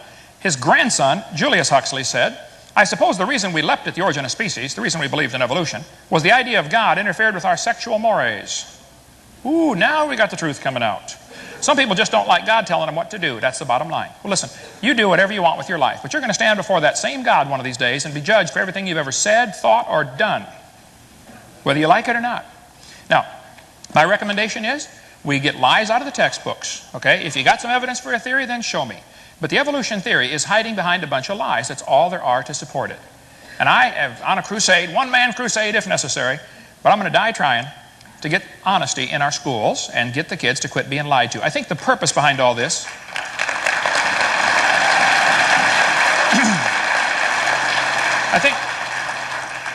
I think that there's really a spiritual battle at a much higher plane. This is not a science battle. There's no scientific evidence for evolution, and there's no scientific evidence against the Bible.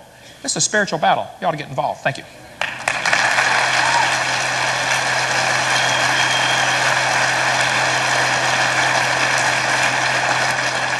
Kyle Frazier. Testing, testing. Okay, just making sure I'm with you.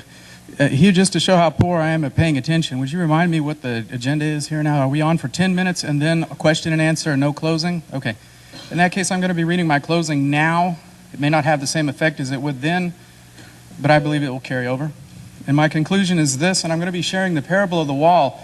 When I found out I was going to be doing this debate this evening, which was about the same time as we decided to bomb Iraq, it struck me that discussions like this need to influence us differently than to come to a point where we're slinging mud, where we're treating people prejudicially, to where we are not looking at truth in the way that we should look at truth. And so I'm going to share with you the parable of the wall. This is the story of three orphaned boys, defend, discover, and discern. One day these three took a walk in the forest behind their orphanage and discovered the most remarkable thing, a beautifully built brick wall. Curious about it, they decided to look it over and found that there was only one simple clue about the purpose and the creator of the wall, a note sitting atop the wall that read, Day 1, gather materials. Day 2, level area. Day 3, pour footing. Day 4, did I say day 4? No. Day 4, build wall. I'll be back soon, love, Father. The discovery created a great deal of excitement with each boy, reacting to the discovery in a manner typical with his personality. This is amazing, insisted Defend. Our father has left us a monument to remember him by. No, said Discover, don't be silly. We don't know if there is any connection between the note and the one who built the wall, or if the one who did is our father. In fact, we don't even know if we have the same father. Moreover, I think it more of an accident than a tribute. What is the purpose of a single wall?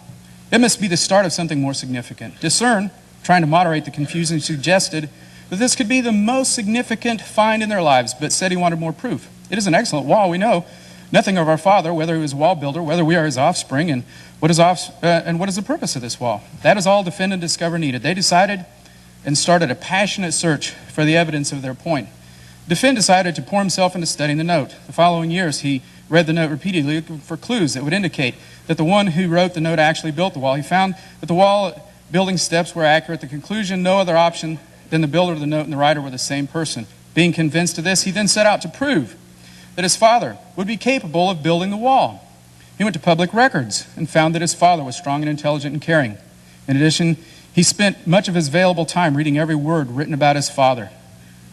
Discover, on the other hand, decides to pour himself into this study of walls. Surely, the better one knows walls, the better one will know wall builders. He studies architectural, engineering, and masonry. In the end, he is a world expert.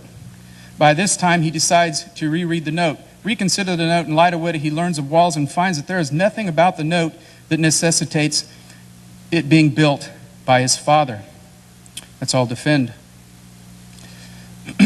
For his part, Discern tries to keep in touch with his brothers, Defend and Discover. However, the passion of each makes it harder and harder to spend time with them. In addition, he notices that each has become more and more passionate about his position, and it is now impossible to talk with them without hearing about all their expertise. Discern decides to arrange a meeting between the brothers, reestablish their brotherhood. The meeting, while well-intentioned, quickly dissolves into a shouting match. Defend started with the assurance that his knowledge of the note builder is so intimate, he is convinced that the wall is built by him. In fact, he concludes to him the most important message is that it is the most powerful wall builder ever. Discover followed with the details about information about walls. Walls are wonderful, he agreed, and nothing about this particular wall says that it had to be made by the Father. To me, the most important thing is that given enough time, practically anyone could have built this wall. Ridiculous, retorts Defend.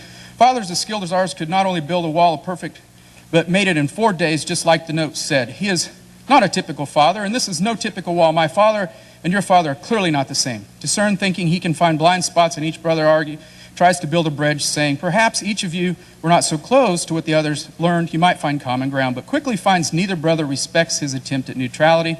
Defend claims he is ignorant of the Father, and Discern claims he is ignorant about walls. Sadly, the brothers part ways and remain distant for the years to follow. I'm sorry I'm having to read this. This is really only the second time I've gone over this since I wrote it, so please be patient with me. Amazingly, one day, each receives a letter from the trustee of the father's estate. The father has been discovered. He will be reading of the will. Each of the boys is an heir. They gather at the attorney's office and in the excitement of the moment forget their differences. They embrace and apologize for being so distant. After all, if they are heirs, they are brothers too. At the appropriate time, the trustee opens the letter and slowly reads. To my 3 sons, Defend, Discover, and Discern, I leave all my earthly possessions. May they manage them with care and wisdom, and with the brotherhood they learned by working together to finish the small brick clubhouse I started for them on the back of my property. May the love I have shown them cause them to love one another. You see, the Father wanted to build brothers and not walls. That's my 10 minutes.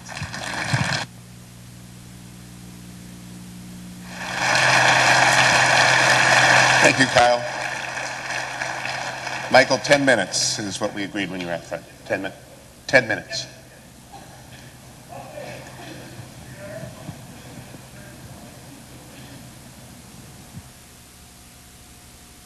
Okay, how's that?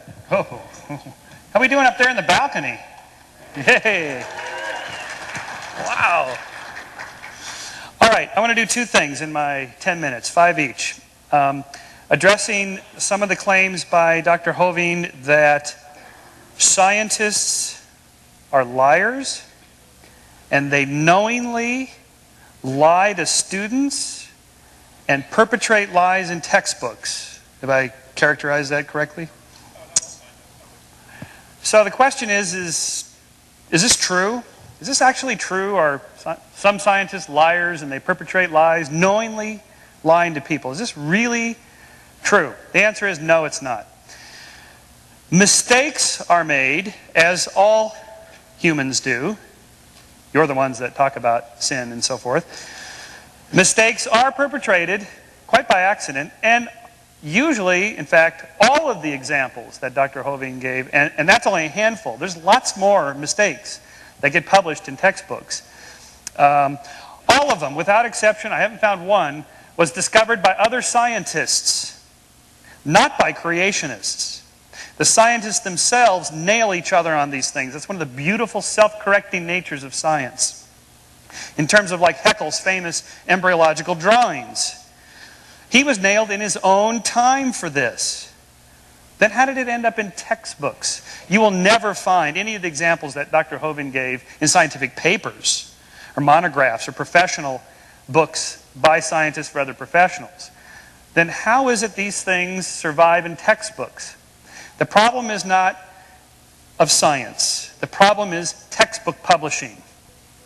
And the problem is not just science, it's in all the sciences. It's in history books. It's in all textbooks. The reason is because, well, this is a whole other issue, but it has nothing to do with science. It has to do with textbook publishers and just sort of not checking their facts, or they hire fact checkers that are not qualified to do this.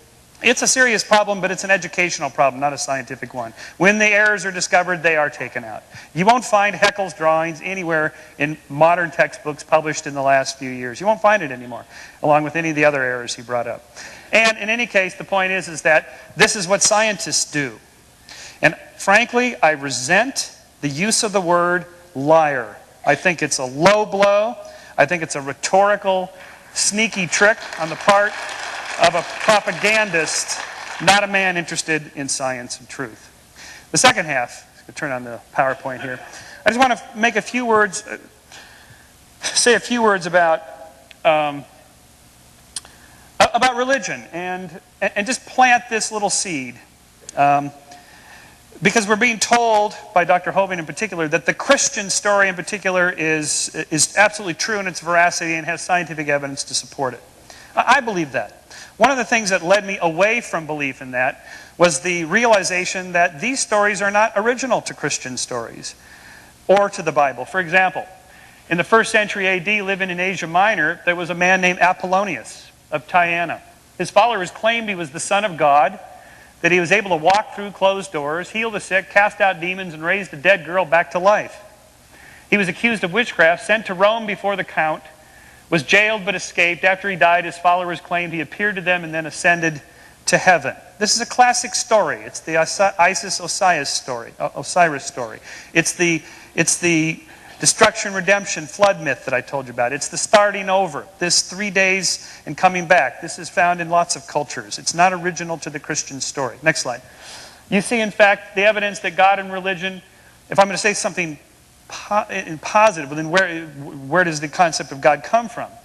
It's humanly constructed. I mean, how many of you, we had a show of hands, or we had everybody stand up to believe in God. How many of you believe in Zeus? Okay, so you're Zeus atheists.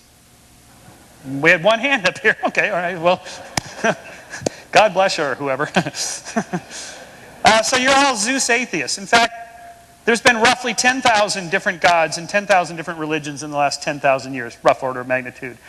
I contend that all of you are atheists for 9,999 of those gods. The only difference between me and you is just that one other God. That's it. That's the only difference.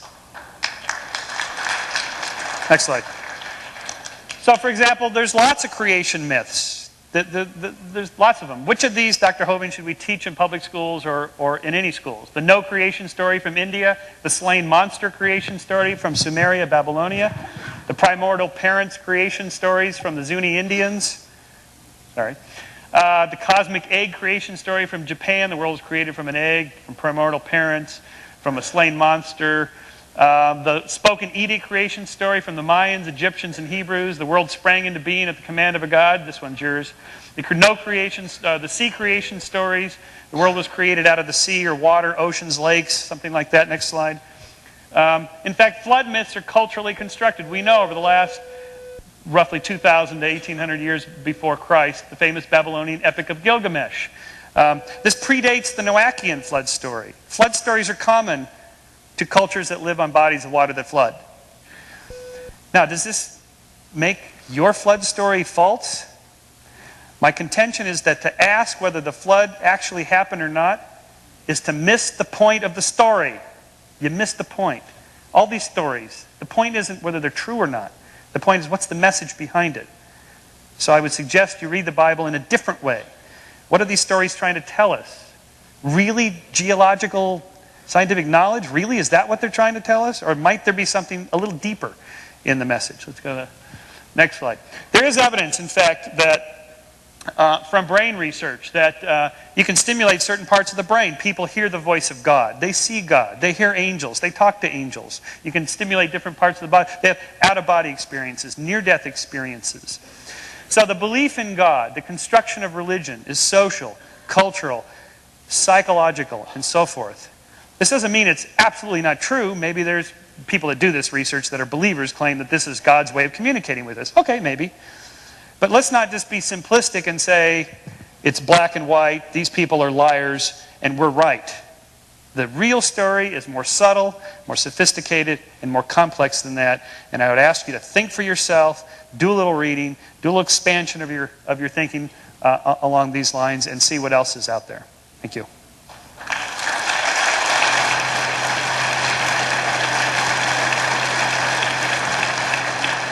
Here's how we propose to handle the questions. I will borrow one of the handheld mics here. We have 2 rows here. And please come and form up if you have a question for our panel. And as I said, we will take 3 questions at a time and allow our individuals to do. I also agree with Michael, especially for the young people here. You must do your reading, especially Josephus and Tacitus, as the Romans recorded that there was a man named Jesus and he was crucified in 33 AD. I just want to make sure that we do not confuse the myth of Gilgamesh with that. Just a little history. Just a little history. Just the facts. Yep. 3 in a row. Moderator. You're the moderator. You're not supposed to join in against me. I already have 3,000 people against me, Hugh. You're supposed to be neutral. I just like to bring facts into the debate. No. Just a question, no statements. One quick statement. Dr. I am on your side. Okay. Quick question. Your statement about 10,000 gods over the 10,000 years. Yeah. It's probably more than that, but probably pretty well proves the point that there is the one true God, because there's 6 billion of us who believe in him. But where is the body of Christ? We had the Jews and the Romans both that had an interest in keeping it in the grave. It's not there. Okay, good question. Let's get 3 in a row. 3 questions, sorry. Judge? Can you assess the present state of scientific evidence relative to carbon dating and other methods of determining passage of time? And the third? There was a statement about some dimensional bubble or something like that. There could be an infinite number of those. Well, if there is a dimensional bubble, what's beyond that? And if there is something, what's beyond that? Dr. Hovind, respond to any or all of those 3 that you would like.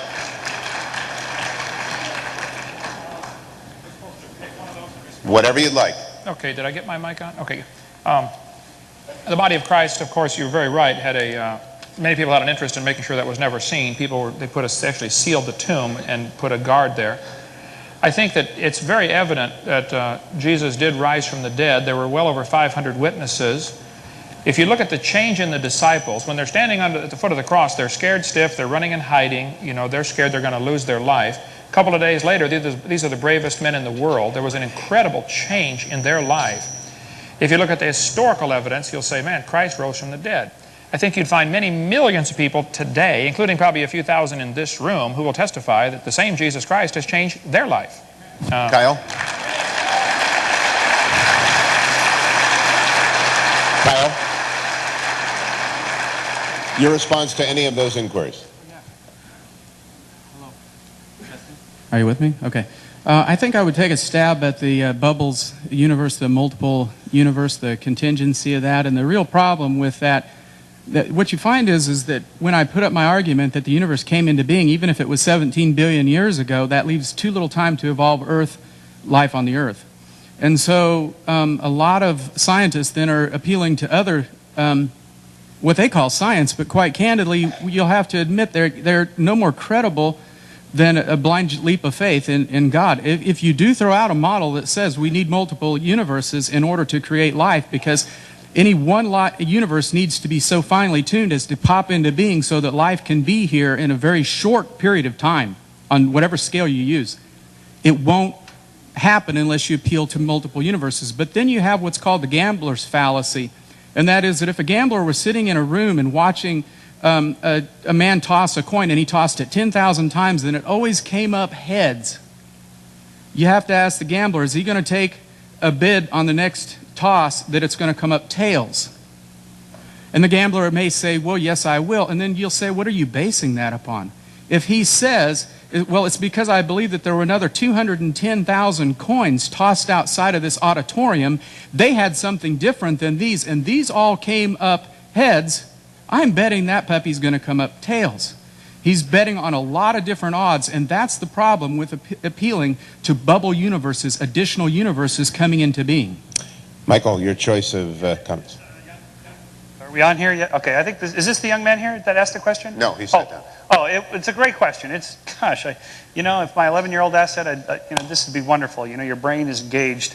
Because that is one of the hard problems. But the problem exists whether you have one universe expanding or multiple universes or even if there's a God.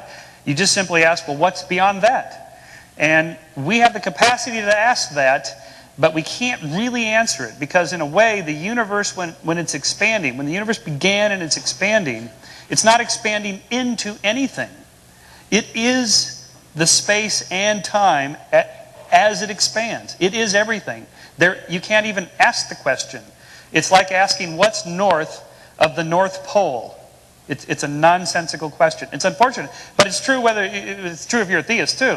What's beyond God? Who made God? These are infinite kind of questions that we can't really ask. And on the other, the Christ body thing, and people, gave their lives. I'm always amazed by this argument that the Christians use. I mean, look at Marshall Applewhite. He convinced 39 hardcore disciples to take their lives to go to the UFO behind Jupiter by committing suicide. Jim Jones got 900 people to kill themselves, and so on. Followers do this. They're true believers. That's Michael, what true believers do. Carbon dating? The carbon dating was the... there are error bars in the carbon dating. It varies maybe about 10 to 12% on any given date, but it's fairly accurate. They've gotten much better at it now. You can use smaller samples. It's pretty accurate. Dr. Hovind? On carbon dating? Carbon dating. I think it's ridiculous. I think it was invented in 1950 with Willard Libby at University of Chicago, got a Nobel Prize for it, moved on to Stanford University. Way before that, in 1830, the geologic column was developed. Really, the way they tell the age of things is by which position they are in the geologic column. They date the fossils by which layer they come from. Then they turn around and date the layers by which type of fossils are found in them. Circular reasoning. We'll cover that tomorrow in the seminar if you want to come. All right. Good enough. 3 questions. Question mostly for Mr. Shermer, but for all 3. What is your greatest motivation for being here, and what do you fear if you wouldn't have shown up today? Okay. Me? Yeah. I think I'm particularly for Dr. Hovind, but the question I have is if the flood, the cataclysm in 40 days and 40 nights, if during that time he's going to put the trilobites up in Sedona and he's going to carve the Grand Canyon, did he do this to confuse us? It's a good question. Given the various errors that I have experienced in textbooks and, contrary to some comments tonight, and the omissions of contradictory information to the neo-Darwinistic theory, why shouldn't one believe that these textbooks are written more from a philosophical position rather than from a search for truth? Michael, we'll start with you and move left. Okay. Well, we kind of did the why we're here question because I'm curious, like to know. Thought I'd see the city where that has the team that the Lakers just beat last night. Just a gratuitous, just a little, Hey, but you had us scared for a while there. No, just because it's fun stuff. The Grand Canyon and all this, did God plant the fossils to confuse us? No, it was Satan testing your faith, whatever. Of course, obviously, this is a bit of a problem for believers. What do you make of all this evidence? Errors and omissions in textbooks, I kind of addressed that in my first part of my 10-minute thing. This is a problem, again, not for science. It's a problem for textbook publishing. Scientists weed these things out. You don't see these errors. They get weeded out very quickly. It's the scientists themselves. If you go to an evolution conference, you're not going to find universal agreement about stuff. You should see these guys going at it. They have all kinds of great battles within evolutionary science. It's really a delight to see. It's nothing like what you think it is. As outsiders, you've never been to an evolution conference. Oh, they must have this sort of uniform religion-like agreement and everything. They don't. They fight over all kinds of things. All right. Kyle?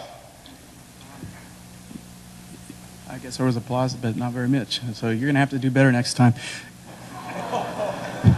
Go ahead. Sorry. What were the questions again, please? Okay. Why you're here, Grand Canyon, and errors and omissions. Okay. Any one of them. Yeah. Why anybody's here? That was specifically for you. Yeah. Errors and omissions. I think I'm going to have to take a view that goes kind of with Michael's, and that is that you see that knowledge is a construction, that it's a product, that it's a moving target, it's constantly growing. This year, science is going to be something completely different in 200 years. We're going to look back and, I wish I'd put it up there, Jimi Hendrix in bell jeans, blue jeans, or bell-bottom pants and beads and stuff at an afro. Knowledge grows, just like we change in time.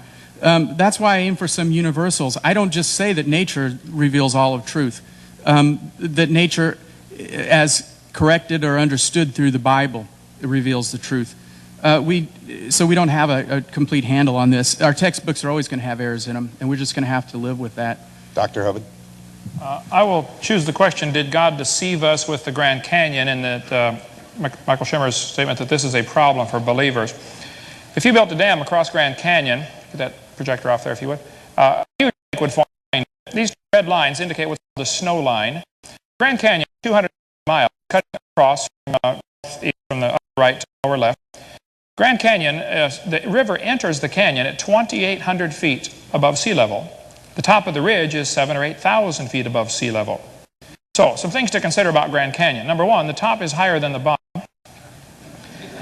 Number two, the river only runs through the bottom. Number three, the top is higher than where the river enters the canyon by 4,000 feet. Number four, rivers don't flow uphill. There is no possible way that river made that canyon. Grand Canyon is quite obviously a washed-out spillway from a couple of big lakes called Grand Lake and Hopi Lake. The lakes are gone. The beach is still there.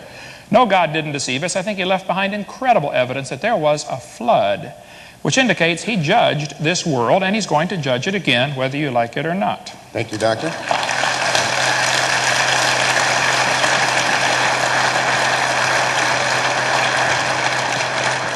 Quick questions, quick answers. If we evolved, then why did we develop sexual reproduction when asexual reproduction is easily achieved?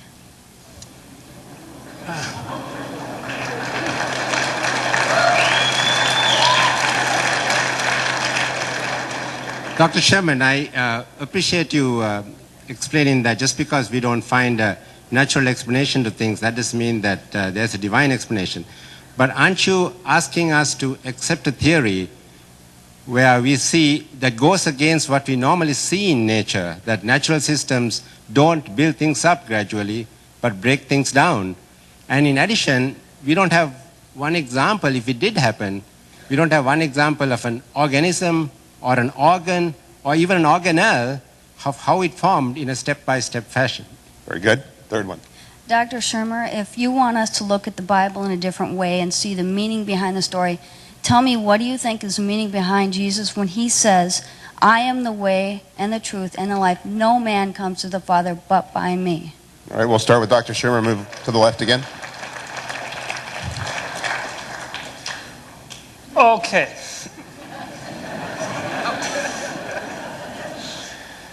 Why is sexual reproduction better than asexual reproduction? Well, young man,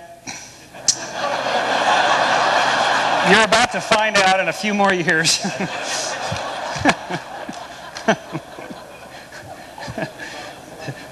There's more jokes in there somewhere. I think there was some crusty old biology professor who asked his students who invented asexual reproduction. They said, your wife. And anyway, it's... We'll be here all week. It's a simple explanation in the sense that sexual reproduction produces variation and natural selection operates on variation. That's what generates change in biology. In terms of natural, second law of thermodynamics, things run down in nature. How is it you guys can say things get more complex? Because you put energy into the system. The sun generates energy into the system that creates complex systems out of simple systems and so on. You put the burger in the microwave, it heats up and that kind of thing.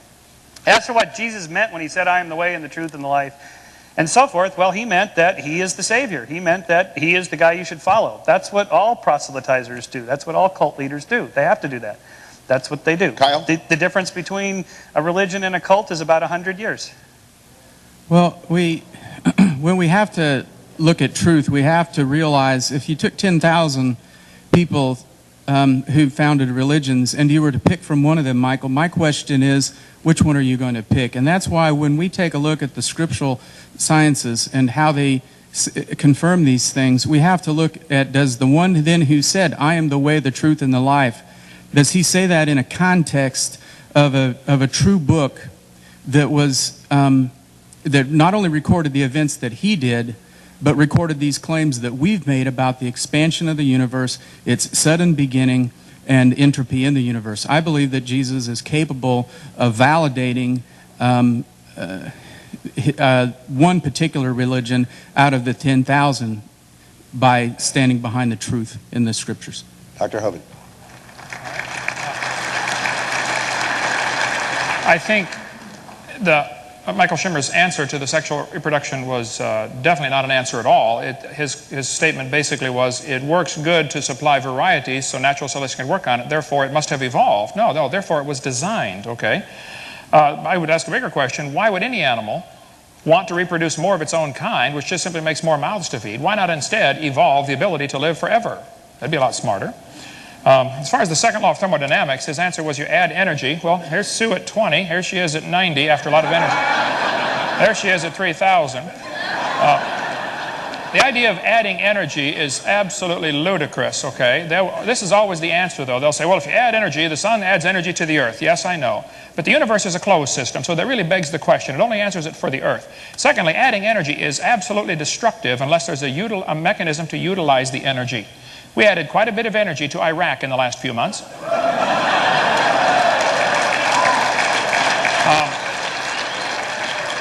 The Japanese added energy to Pearl Harbor. We added energy to a couple of their cities. Didn't organize a thing, okay? The sun adds energy to this earth, all right, but it's going to destroy the roof on your house, not build it. The sun's energy will destroy your house. It'll destroy the roof on your car. It'll destroy your paint job on your car. The sun's energy is destructive to everything except chlorophyll, which is an extremely complex molecule. So the same sun's energy shines on the other planets and doesn't build anything there. I think that to say that, adding energy solves the problem is absolutely a simplistic answer and totally devoid of any scientific common sense. Adding energy is destructive unless there's something to utilize the energy. 3 more. That's my final answer. 3 more.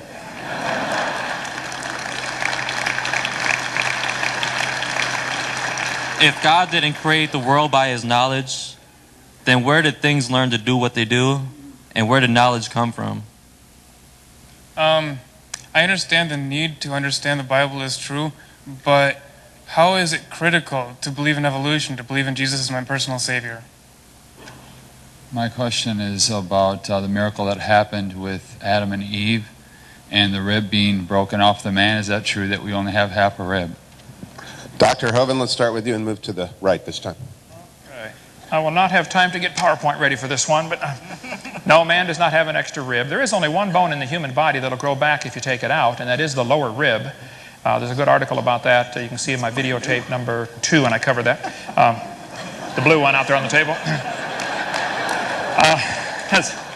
I didn't get time to even write down the other 2 questions, so I guess I'll just, let's see. Oh, help yourself. Yeah, you took notes. Good, okay. Critical to abandon Can you read evolution. that? Why should he abandon evolution? Okay. Why should he abandon evolution? There is absolutely no scientific evidence that says a dog ever came from a non-dog or a dog's capable of producing a non-dog. There's no evidence for evolution at all. So why on earth would you compromise a perfectly good Bible which has never been proven wrong with a dumb theory that's never been proven right? All right, leave it alone. Kyle? I don't know that I clearly understood the question, and somebody is going to have to clarify it for us. What does it mean? Where did people learn, or how do we learn? Knowledge? If knowledge is a construct, where did it come from? Well, I mean, all you have to do is watch a baby grow from the crib to manhood. You start out with nothing. It used to be John Locke, I guess, we took when we took the concept of tabula rasa. You start out with a blank slate, you work your way upward. I don't know how else to say it. It's a construction. We start with nothing. Michael? Yeah, well, I have a book about this, and operators are standing by. Phone 1-800 and go to our webpage. We take credit cards. Right. Probably the less I say about Adam and Eve, the better. I think the knowledge learning question is an interesting one. We're not a blank slate. We're not born. We do have a human nature. I'm sorry. We're not born with knowledge. We don't completely learn all our knowledge. It's both. We're not a blank slate. We have, like, a moral sense, for example. I argue in my next book that we have moral sentiments, feelings of pride and shame and guilt and so forth that evolve. They're in our nature. It doesn't matter to me whether you think God put it there or evolution put it there. It doesn't matter. We have these moral sentiments. No different than, say, the feeling of hunger. You don't have to learn how to digest an apple. Your body has already learned it. Evolution taught it, or God, whatever. But it's in the body. It's in the genes. You don't have to learn that. So we're born with all kinds of things. Jealousy is an incredibly powerful emotion. You don't learn that emotion. You're born with that emotion, and it has very significant reasons for its existence there. So those are forms of knowledge that we're born with, and lots of others we learn. 3 more here and 3 more there, and then we will wrap up. My Bible says that God created the world in 7 days. Everybody on earth goes by this weekly cycle. Other than creation, where do we find our 7-day, where did the 7-day weekly cycle come from? Okay. Doctor, you said that there is no absolute capital T truth. Now, since you said this, I believe that you believe this. My question to you, are you absolutely sure?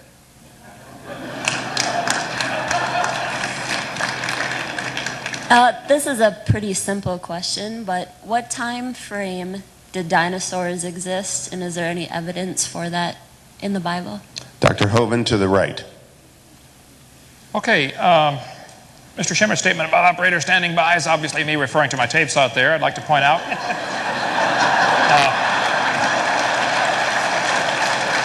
I would like to point out, I've been doing this for 14 years. I've never copyrighted my material, ever. Anybody's very free to copy my tapes, send back the originals, and get their money back. I don't charge for my seminars. You find me any other evolutionist that does that. I want to see them, okay?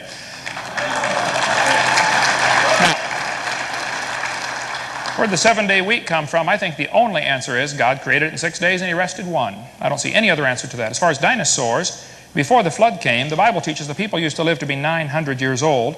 It's a simple biological fact that reptiles never stop growing. I think dinosaurs were giant reptiles that lived with Adam and Eve in the Garden of Eden. Noah took them on the ark, probably babies. Just be sure to get a pink one and a blue one. And then after the flood, people killed them, most of them. They were called dragons through most of history. The word dinosaur wasn't even made up till 1841. So for most of history, they're called dragons, and people killed them. And I think there could be a few stragglers still alive today, like Loch Ness Monster and the one that washed up in California. And you can see my video number 3 and get all that. Thank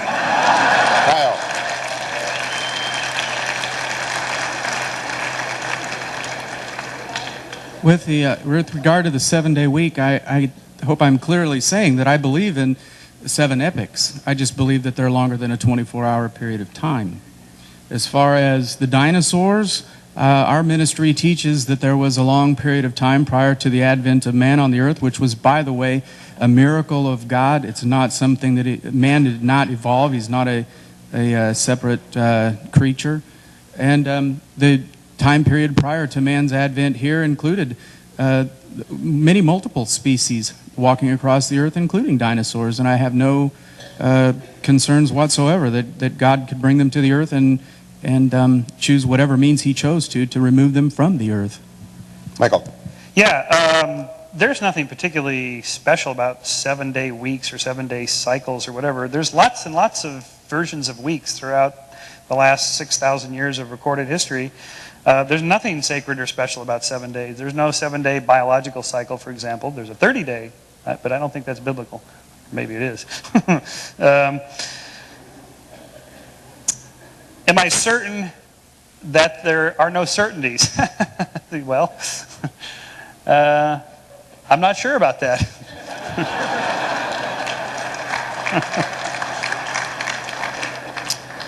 As for the dinosaurs, yeah, I'd love to know what deck they were on the ark. Look, you guys are really missing the point of this flood story. You're missing a really good story if you're trying to figure out which deck the dinosaurs were on, how God got the marsupials all the way down to Australia when the boat landed in Mount Ararat over in Turkey. How did they get there? You know, you're missing the point of that story. Go back and read it again. It's not about factual biology. It's about something else. All right, the last 3. As a biologist, I'm very concerned about Dr. Hovind's misunderstanding of the principles of biological evolution.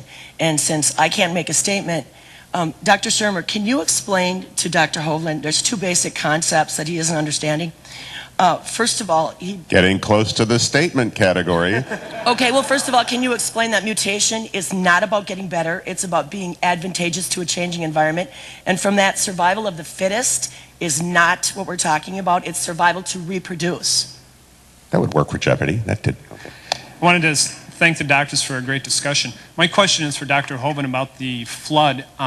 You adhere to a literal time scale of 2400 BC for the flood, and yet we have secular history that shows major civilizations and languages before that, when the Tower of Babel had to happen after the flood in about 2100 BC, I think we adhere to. But we have cuneiform and hieroglyphics before that. How do you explain the discrepancy between the flood story and the secular history? And you get the Hi. I was hoping for a little bit more of an argument from, or hoping to hear more from old world creation. And I was wondering if you could comment on the scripture that says one day to God is like 1,000 years to man. Let's start with Kyle, go to Michael, and finish with Dr. Hovind. I think that does show us that to God the time really isn't as significant of an issue. I think it also shows, you could even work that argument even further and say, well, which 24-hour day did God use? Because our time, 24 hours today, isn't the same as it was 7,000 years ago even. The rotation, the spin of the earth is going shorter. And so I also used to wonder, when I first started into this process of moving into the old earth paradigm, I used to think, well, what was it about light and day that caused God to need to be on some sort of a clock? I mean, and what if I mean, God forbid, if you'll excuse the expression, but what if he was off schedule? Would he have to, because it, after all, does imply that creation was a work, and after all, why did he rest at the end of it? And I know that this sounds a little bit crazy, and I don't want to throw it out to you as heresy, because it would be heresy if I said God was diminished in some way by what he did. What I want to say, in fact, is why is it that we have to be so bound up in the clock, day and night, hours, as if God should have been subscribing to that particular time period, as if it makes it more instantaneous, more magical, and more mystical.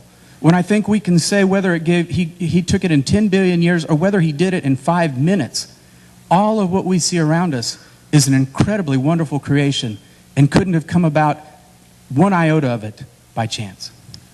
Michael?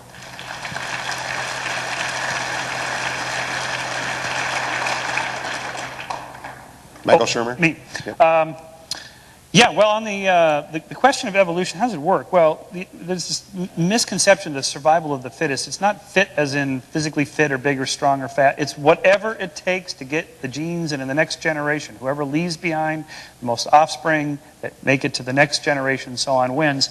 There are examples of this. A species, Dr. Hovind said, we don't know what a species is, and we can define a species. A species is a group of actually or potentially interbreeding natural populations reproductively isolated from other such populations.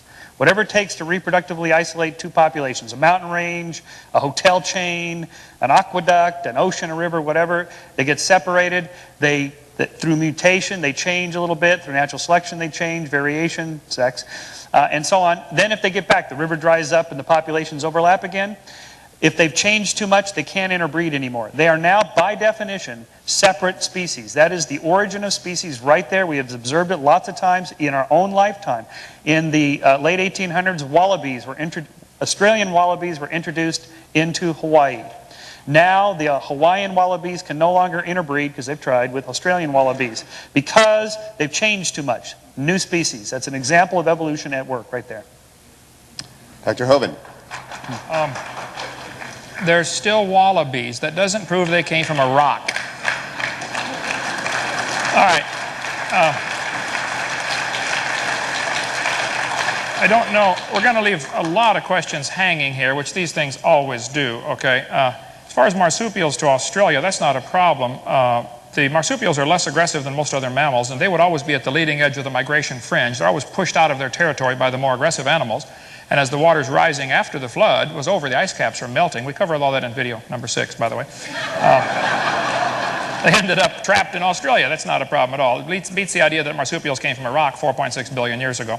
As far as the biology, I think I do understand biology, and I resent you saying that I don't understand that. I think most people here do clearly understand the mechanisms proposed for evolution, and they simply have rejected it because it's devoid of scientific evidence. That statement smacked of a little bit of, hey, I'm smart because I believe it, and you folks are all dumb because you don't believe in it, and I would resent that very much, okay? Secondly, as far as a day as being 1,000 years, I think there are two references, Psalms 90 verse 4 and 2 Peter 3, where it talks about a day as 1,000 years and 1,000 years as a day. Neither of those verses are talking about the creation, number one, and both of them say 1,000, not million or billion. So how on earth you get 17 billion out of those verses, I don't know, okay?